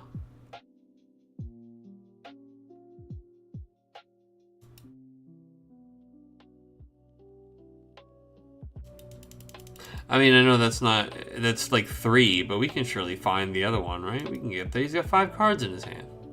You gotta run? Hey, brother, thanks for stopping by. Always good to see you. Always good to see you. I appreciate you.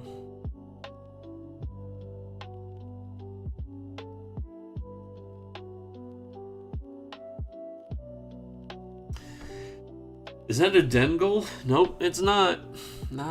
It is not. Alright, we are, Also, like, here, the age-old thing with this guy is you just attack.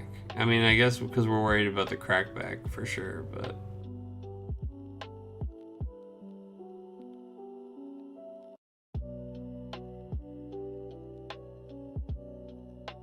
We can just go wide. My man's got no limit break left, no hand.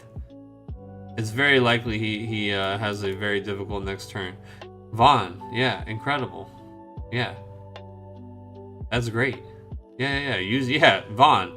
Dude, this is, anybody play, like, UFS? I always joke with Chris Adams that Vaughn feels like the most universe's character. It's like, I'll use my leader ability to discard 1 card. And response, discard a card, draw 2. First enhance, I'll discard a card, draw 2 cards.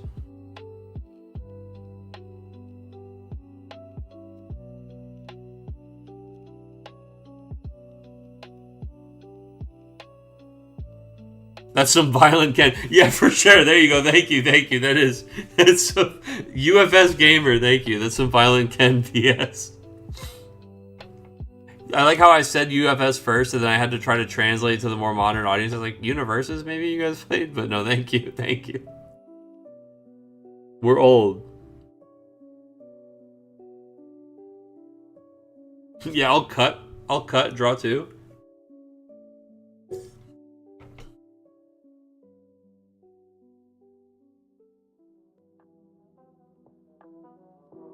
I'll cut, draw 2. I'll add this card to my momentum.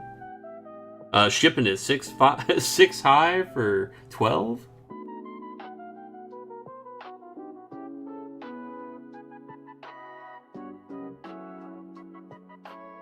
First enhance, I'll discard a card, draw 2 cards.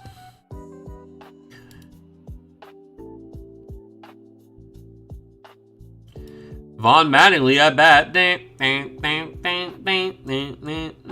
First base, Vaughn Mattingly. Yeah, so we're going to be, he says, man, as he draws 2 cards.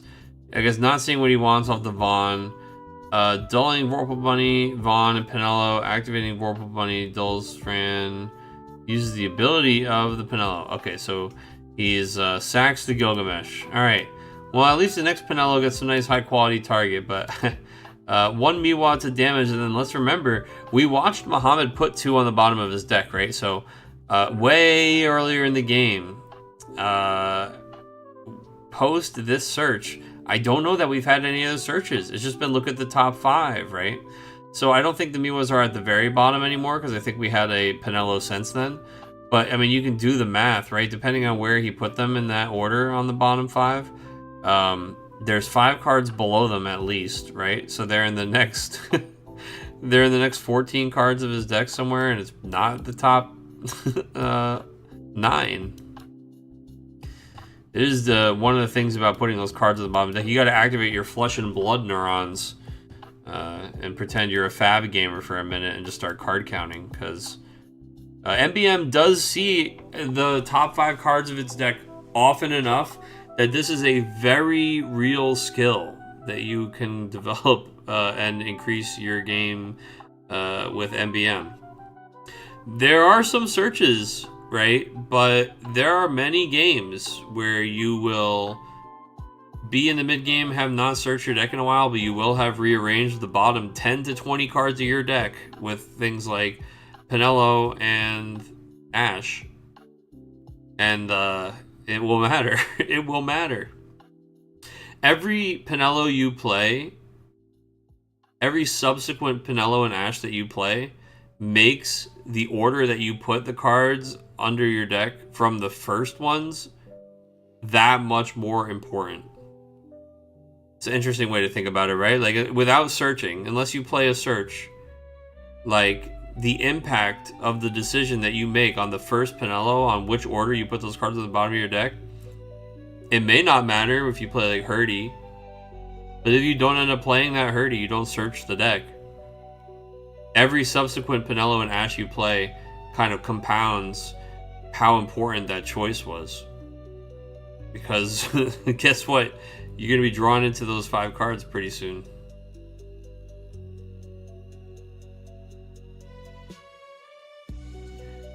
Greg Josh, 2 cards returned, says, now this is interesting. Muhammad's only got 1 card in his hand, and Muhammad does not... I mean, we saw the Miwas go to the bottom. There's 1 in damage. I mean, Greg, is this a... Do we just kill him? He's got 1 blocker. Chat, what am I... Did Muhammad just, like... Is this a minus on block, dude?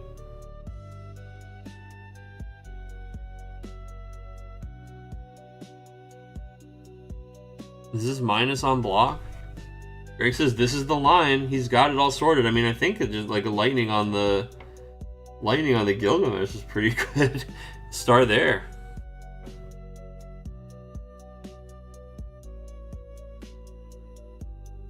No, he says he's trying to calculate the best odds of dodging EXs, right? So, I mean, you play lightning. Excuse me. Greg's got 2 cards in his hand. If he plays lightning, dulls the Gilgamesh, draws a card. The first thing he attacks with is the Titus, so that if it's the lower cost EX burst Odin, it can't kill Fail Thanos. And if the EX burst kills the lightning, he has the ability. Does he have the ability to play it twice from the discard pile? Oh, he actually doesn't have any Odins in here, so never mind. He can't, despite having all these lightnings in the discard pile, he currently cannot do it. And actually, maybe exactly where he's at right now is he types, oh, wait, and he might be realizing he doesn't actually have the ability to play one of these multi-element lightnings from his discard pile, despite having 3 card named lightning in the discard pile. No Odins. No Odins. Very interesting here. Muhammad maybe taking a little bit of a risk but getting away with it. And certainly, I mean, doing something like that is going to break the parity here for sure. It's basically, he took a risky ground, and now can Greg punish it? We'll see. Is this Luna Preya? No, his limit break is spent, it looks like. Thancred, for sure. Okay, so Thancred, a 7 cost. I mean, that's not great, right? You can bring in something and kill 1 thing. I mean, you can bring in the Zoral Ja, right? And kill the Gilgamesh on attack. But that's tricky. You can also bring in Olmia, search another card, and then haste the Thancred. I kind of like that better than the Jaw. Oh no, never mind. Because Gilgamesh is 4 cost. He's not. You would only have 3 lightning forwards. Oh, this is interesting. So you can play the lightning, kill the Gilgamesh, and then haste the Thancred, attack with Thancred, and kill the Penelo. Just in case. I say in case, but only 6. He says 7. True. Okay. I don't know what he means. Oh, he was counting his... He didn't count Thancred? Mark didn't count Thancred as a water character, yeah. So we are gonna... it is the lower kill lightning, which does not affect any of these big expensive boys. Lightning has given the Thancred haste. Thancred attacks, he can kill... It doesn't have to be... Oh, it does have to be active, so... Thancred attacks... Maybe not? Maybe not Thancred attacks? Maybe yes Thancred attacks? Wait, actually... This is the line? Attack with the... Oh, attack with Fail Thanos because the Kukulane has to choose Fail Thanos. Look at this genioso, dude. Look at this he was like, hold on, wait, this is the line. Absolutely critical mind change. It is correct. Well, I guess not, because if he attacked with Thancred, Kukulane on Fail Thanos can still attack. If he attacks with Fail Thanos, Kukulane has to hit Fail Thanos anyway. I think either way there he's fine. Sorry, but he does. That's true. He does get to draw the card. If he had Miwa, that would be wild. Kukulane does draw a card. We also draw a card off of our Lena. Yeah, but good game, man. Oh, there are a couple lines there where it may not have worked out for Greg, but sometimes you just gotta take it. The fact that we saw them, the thing though, you say Miwa, Tyler, but remember we watched them go to the bottom. We know that they're not in these next few cards for Muhammad. This is Fail Thanos is good, but like also, dog, he could have just had 9 CP Odin. Yeah, maybe though. You know. Hey. All right, good game. Good game.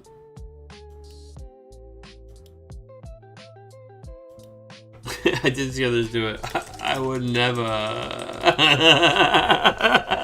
GG's.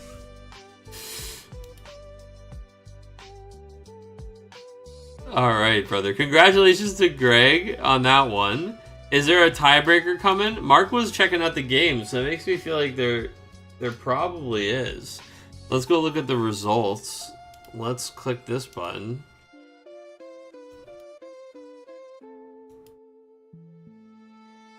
It is Mark versus Greg for tiebreaker there, so... Mark versus Greg...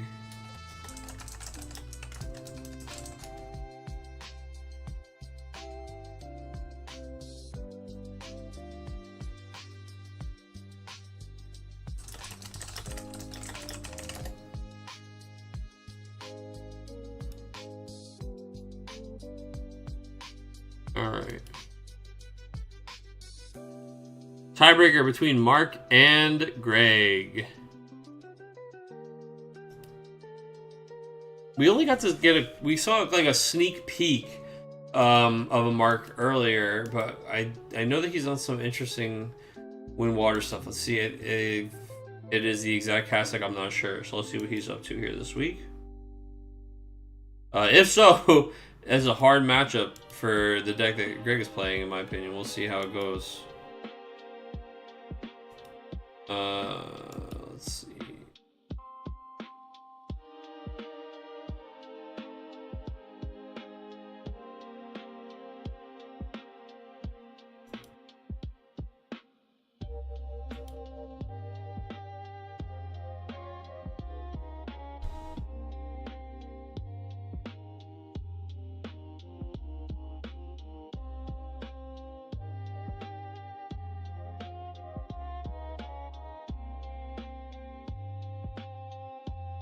Alright, so we did have Tyler take it over Irving. He said, I'm so sorry I'm going to do this to the guy. He did say, he called a shot. Mark 7 June 2. At table 1. Table 2, we saw Greg take a 7-4 over Muhammad. And then table 4, Anthony took a 7-6 over DJ. Alright. So we are in our tiebreaker round here.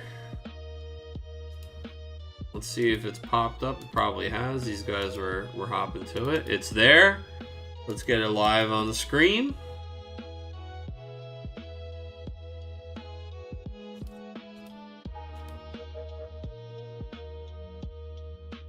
Let's get the names right. Alright, we got Greg there on the left, and we've got Mark on the right.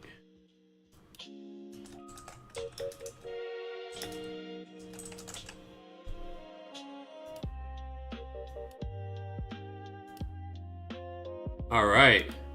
Mark has played with us a couple times, but definitely, I think, a new face in the final match here, which we love to see. So it is going to be Sarah. Yeah, okay. Sarah for King Tycoon. This is a tough one, Greg. Let's see how Greg navigates this matchup.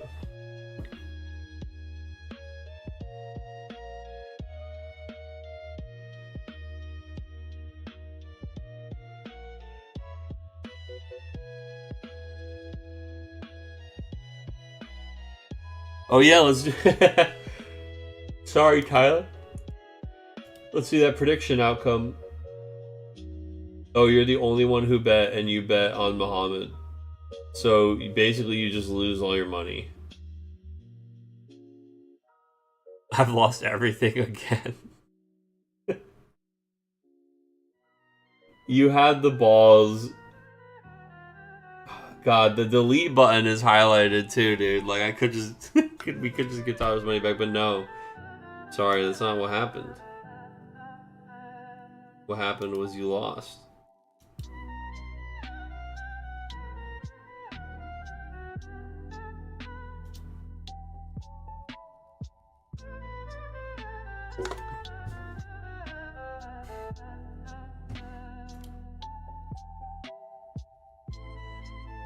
Luso enters the field to get us a second backup. We're in dire straits if that's what we're doing, but he finds the summoner, which is a little summon cancel backup, which could potentially help us in this matchup if it's used at just the right moment.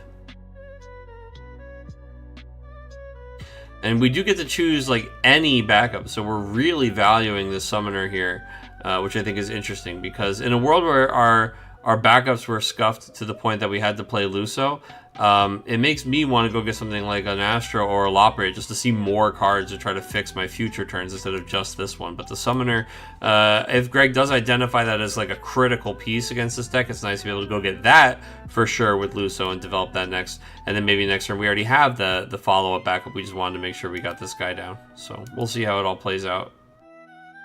But this Summoner may be a critical piece of the puzzle in dismantling a Luso turn. My last 200, the Sad Violin Chugga. Alright, brother, hold on, I'll be right back. I gotta get... Actually, I fucked up. I think Muhammad redeemed one earlier and I didn't do it. I gotta go get my... I gotta fill my water. I'll be right back. Earlier, I was just getting drenched by the rain. I didn't fill my water up.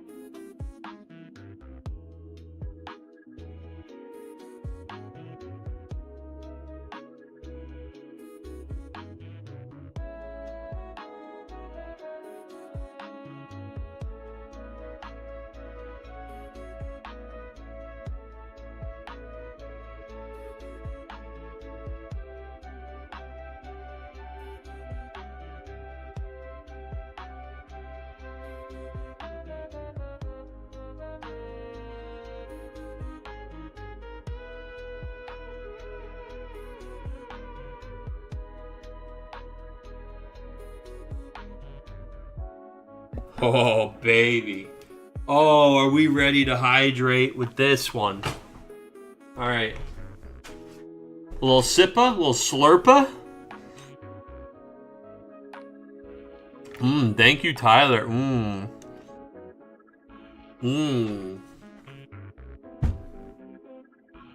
Oh, and I owe Muhammad one. I owe Muhammad a chugga.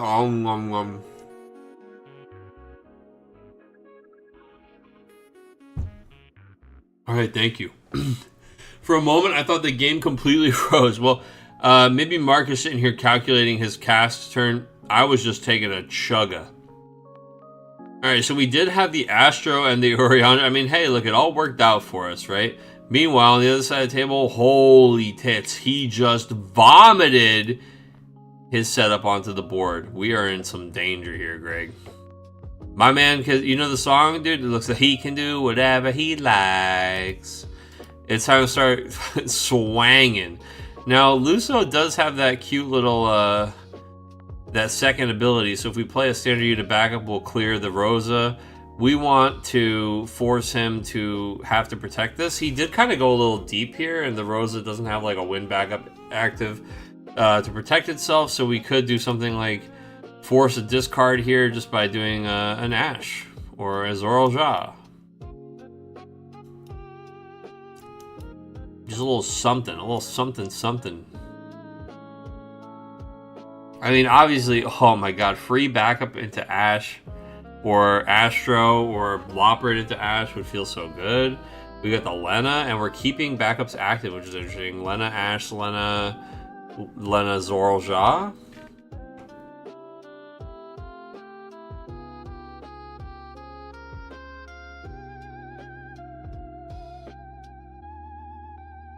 That's really interesting. Why discard the Alize?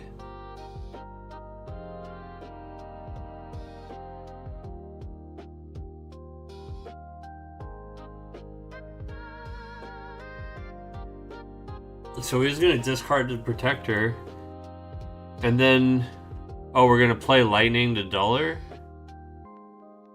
We did all that for this little, okay.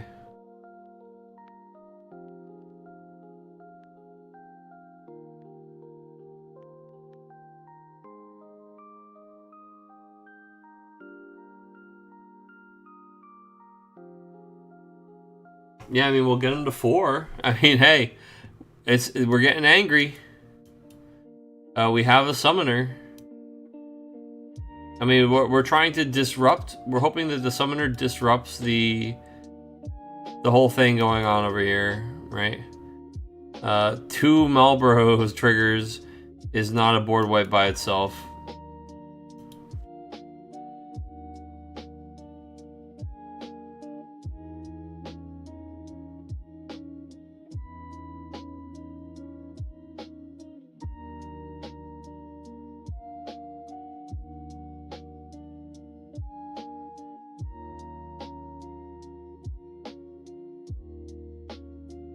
The Water Wind gets a lot of mileage out of the Limit Break deck, especially with a Rosa on the table. Leo is gonna he's gonna help a lot here. Just seeing more cards, more options, can chain into a lot of plays pretty quickly. We've got that Summoner that we've got to trick into popping, and a couple of forwards we need to remove. We desperately need a Witch of the Fens. That'll help clean things up pretty quickly.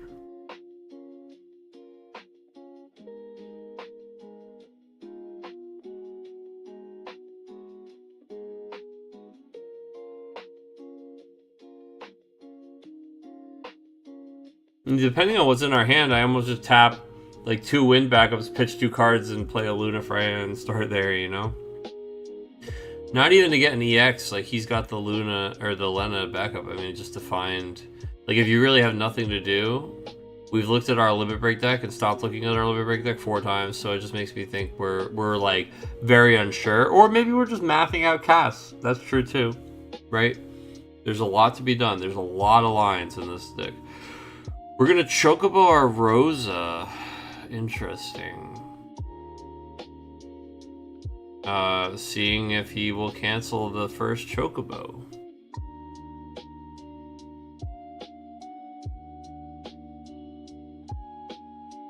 This is super awkward for Greg, right? Because this might be like the thing that unlocks his entire turn. It also could just be like the cheapest bait for him to already have everything else in the turn. Like, is he so screwed right now? He has to Chocobo the Rosa just to draw a card and also to get to a third cast? Maybe. He does cast a Chocobo. He does clear the summoner, so now he can do whatever he wants. Leo and Lunafreya both could happen from Limit Break. Like, if Leo is the next card off 3 backups, and then he pitches 3 cards from his hand because he doesn't have anything good for a Lunafreya, and untaps all of his backups, and he gets to get the next best thing off Lunafreya. And if he triggers 1 CP Alexander off of that, that's pretty good. Yeah, Leo is next.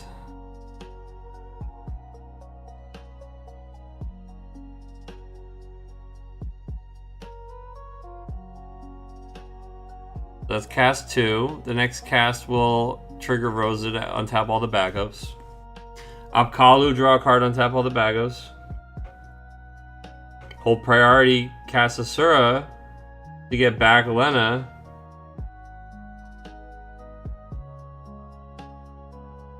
Untap all the backups and draw a card.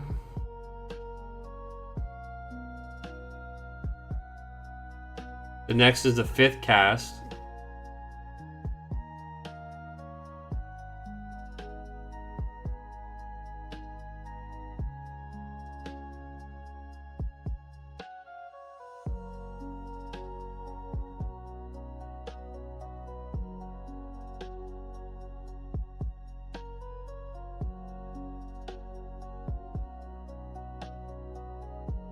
Alright, using Lena S to play Witch. Yeah, pretty good. Draw a card. Yeah.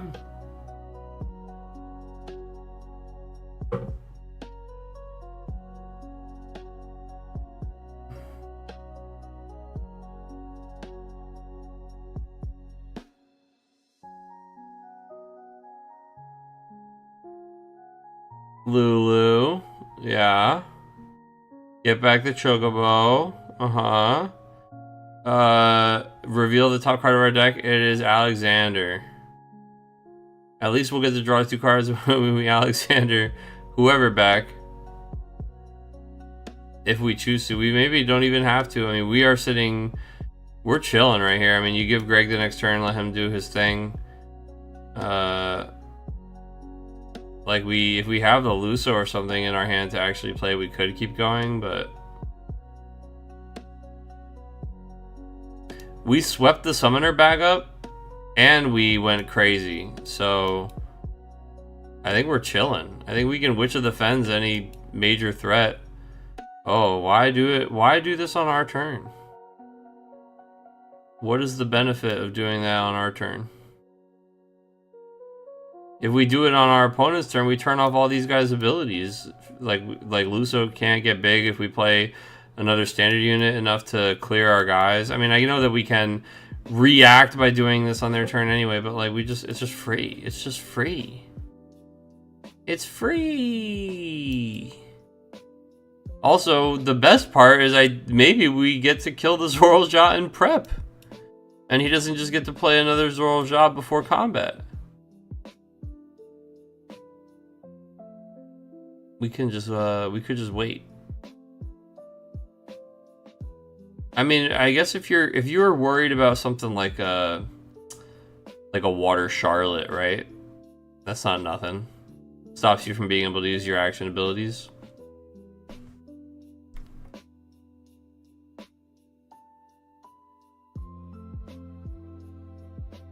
But Zorljat is the kind of freak to have inherent haste, you know what I mean? We can play another one of him relatively easy. If we had it in hand, he'd just be getting slammed on the table. He may yet.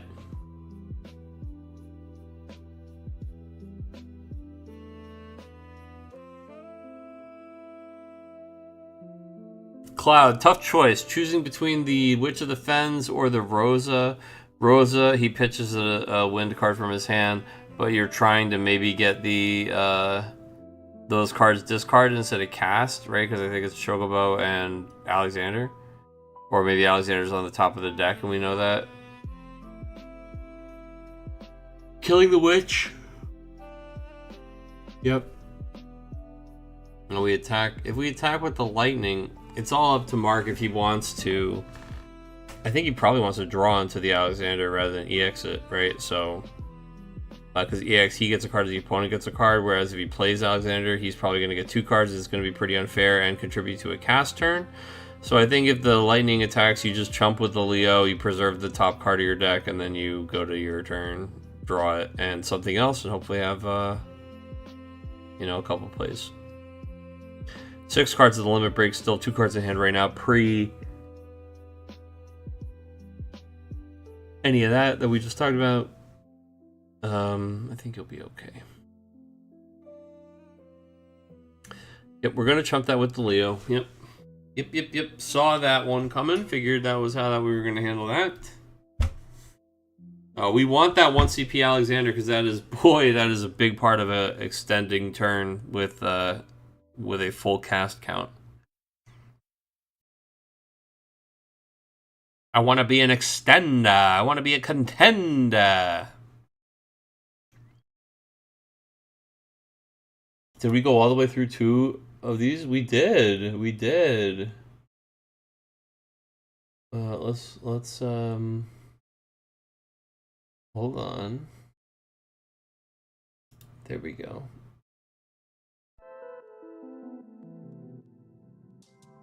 Fire it up.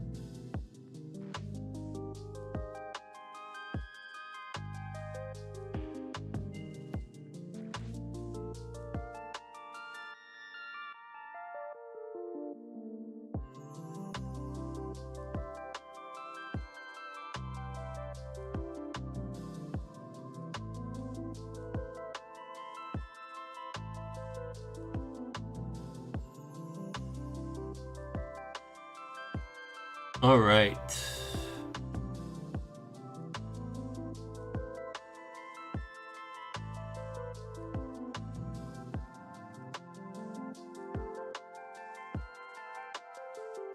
Odin on Rosa, dude. Yeah. The long way. Goodness, I look away for a minute because I get a message and I come back and we're Odining Rosa. Oh, we found it off the Lunafreya. That's very different. Okay. So Lunafreya, reveal the top 5. We find, does Lena draw before the Odin kills her or after?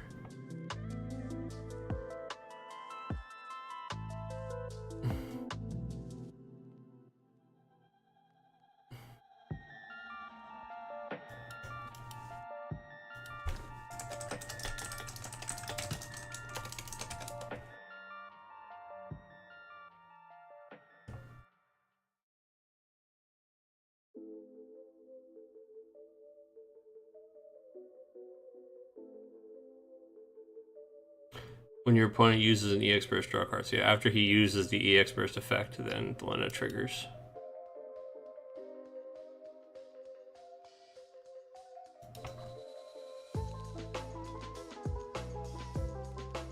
I'm getting blown up about this other thing. Sorry guys, I'm getting distracted by Final Fantasy XI, which is not a thing that I should ever be being distracted by in 2026. And I apologize to you, the chat, for being distracted.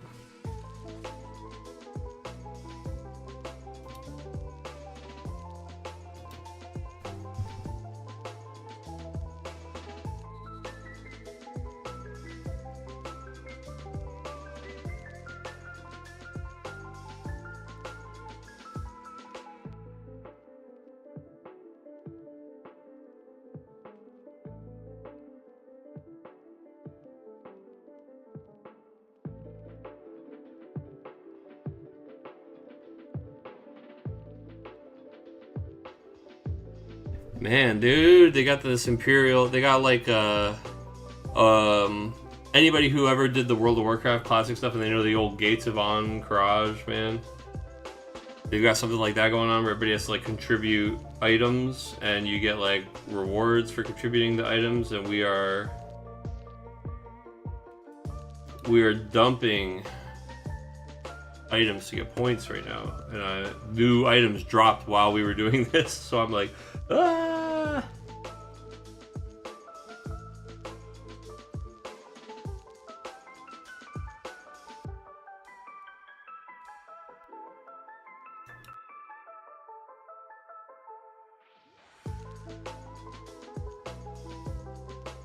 Oh, you're right. I look, okay, it's triggered, it triggers its EX burst. And when the EX burst is triggered, that counts as it being used. And he should draw.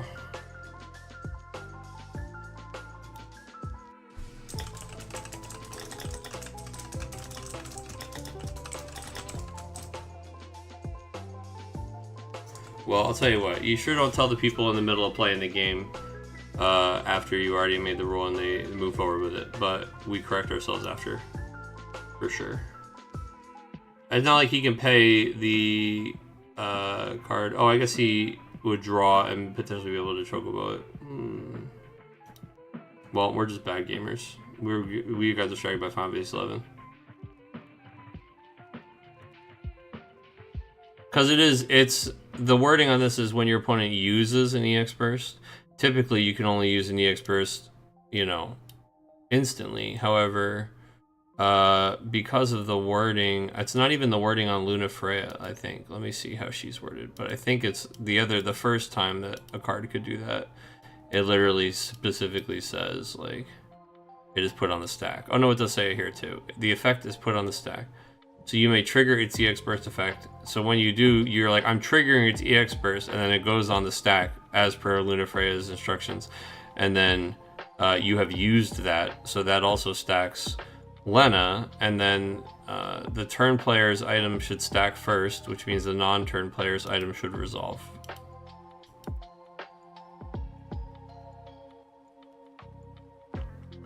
Axstar, that's the guy who I was like, there's another guy who does this who has reminder text on him, but she has the reminder text too, so. And that's the other guy, thank you, yeah, Axstar, the old Axstar.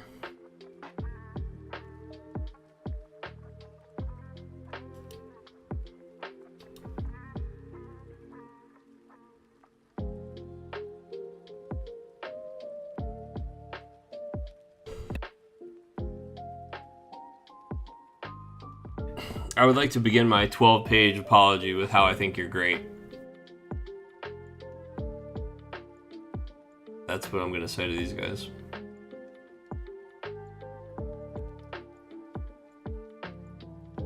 Yeah, he's a cool card. I mean, he's another one of those cards that he kind of... It's funny because I'm going to call it evergreen text, except obviously it doesn't feel evergreen when he's already been kind of rotated out by the other Axstar, but he just has that text that kind of like, it only gets better as like other good cards that interact with it come out,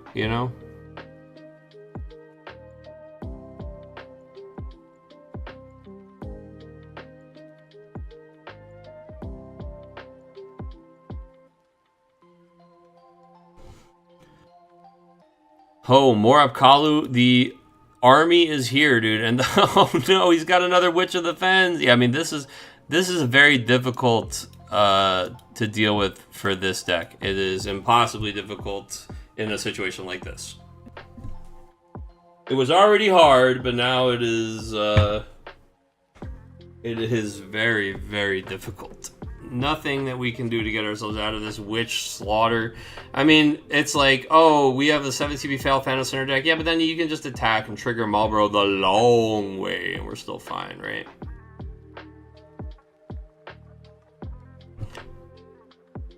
Also, you pay the cost for her ability, and he cancels it, but it still triggers Marlboro going to the discard pile, right? So...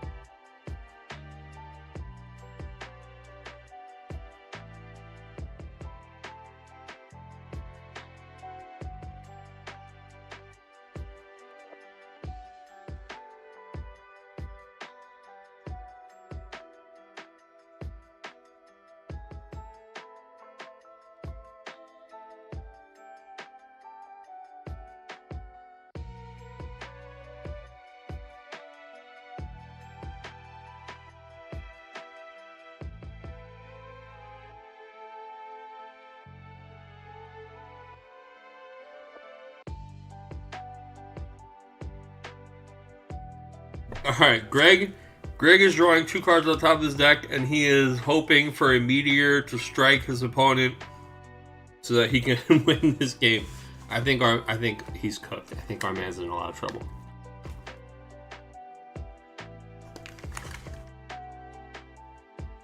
Thancred, okay.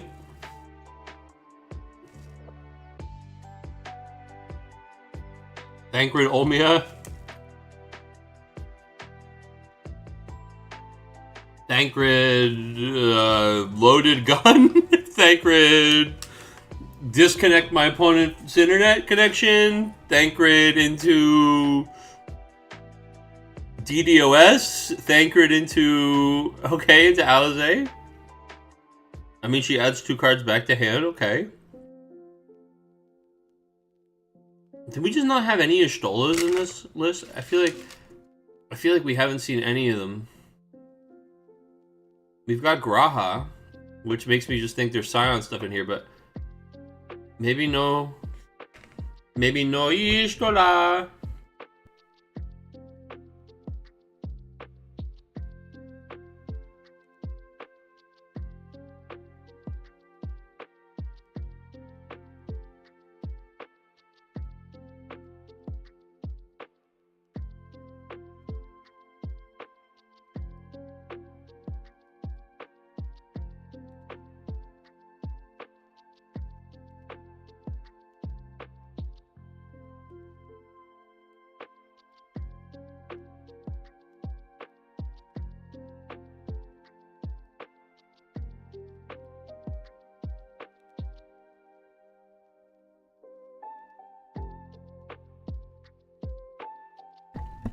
Oh, we're doing this to play a lightning?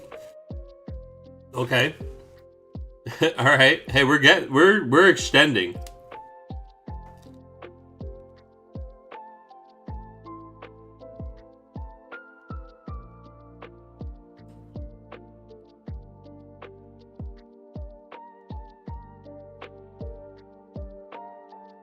Now you tap Ariandra and you pitch the Thancred. No, wait, you can play the lightning out of your discard pile, draw a card, and then play the ash. I guess you do, I mean...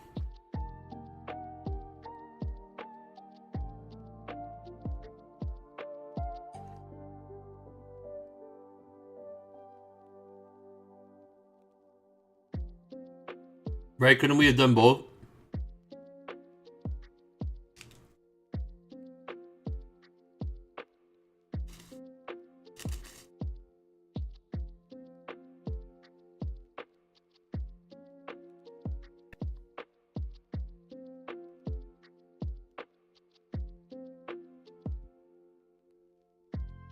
Oh well, the Chocobo.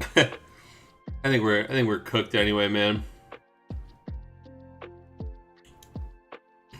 I mean, Greg was trying to make an awful lot of something out of nothing, dude. He was trying to stretch that oil for 8 days, but I just don't think that we have a miracle enough here. I think we're gonna cast some. I think we're gonna attack, trigger Marlboro, and that's all she wrote.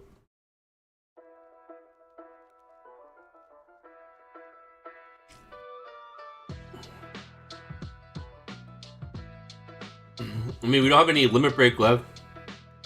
Maybe not. Maybe not. Hold on. Maybe not. 7 cards left in deck. I mean, we got 1, 2, 3, 4, 5 attackers. This one draws a card when it attacks. Oh, that's right. Never mind. That's what we chocoboed back to the hand. Never mind. Never mind. It was Witch of the Fens. It's all ogre. Which can just throw this Marlboro at the problem, really. Kill 1, kill 2, attack, attack, attack, attack, attack, attack.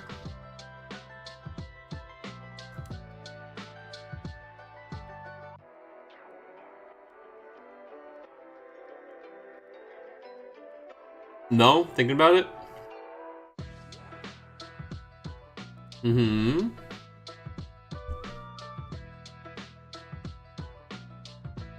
Yeah, so if you have a summon in your hand, obviously you're going to use Marlboro. You're going to shoot one of these guys with the Apollo.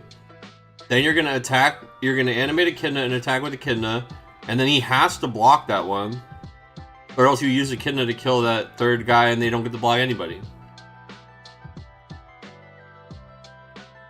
I mean, maybe he EX bursts and kills Echidna with it, but I guess you got to be careful that he doesn't EX and make you draw. But Greg is looking for 3 different kill spell EXs here, dude. That's what we need. Make him draw 3 cards and kill 3 guys. Come on. Odin. Ba-ding! Lightning. Ba-ding! Oh, shit. It's Miwa.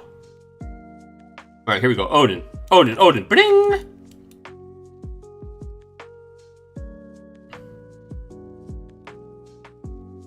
Big Odin. Remember that your Alizé is a 4K, so you can't. You can only block the Luso here, really.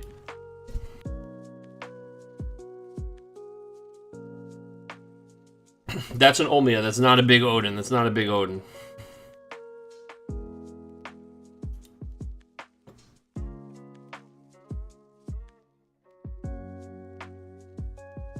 Yeah, Zidane comes in 5K to 4K Alizé. GG, dude.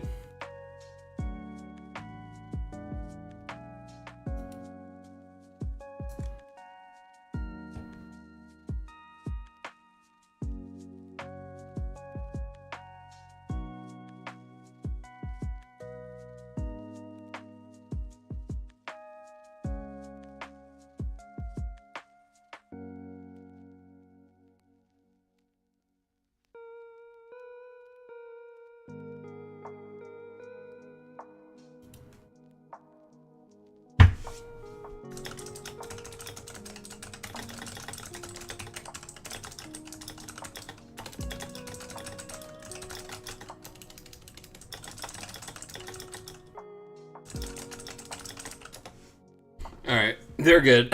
We got the lady know what was correct ruling. Everything's sorted. Mark is square. Oh, he's got the zoo. But yeah, this boy, if I I'm getting Vietnam helicopter flashbacks.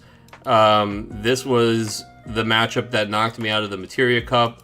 In Swiss, it escorted me to a lower seating, and in Top Cut, it escorted me to the car to go home. So I think this matchup is really, really hard for Water Lightning. I think you got to go. I think you got to get a little lucky. And I don't think either of those things happened for us the way that we wanted them to here. So well played, Greg. Awesome win by Mark. Mark, I will be reaching out to you for a little prize while dipping. But other than that, thank you everybody for tuning in this week. Congratulations to Mark for taking it with Wind, Water, Cast, Deck. And we will be back, I don't believe, around on Sunday for Coffee and Bullshit, since I think both Irving and I are traveling for LQ stuff this weekend. But we will be back next Wednesday with another stream. So we will see you then. Thank you, everybody, for tuning in tonight. I hope you all have a wonderful evening. Take care. Bye-bye. Ta-ta. Goodbye. Bye-bye. Bye. See you. Oh, he's moving this guy around. Yeah, I think maybe, I don't know. It worked out okay there, but then we lost.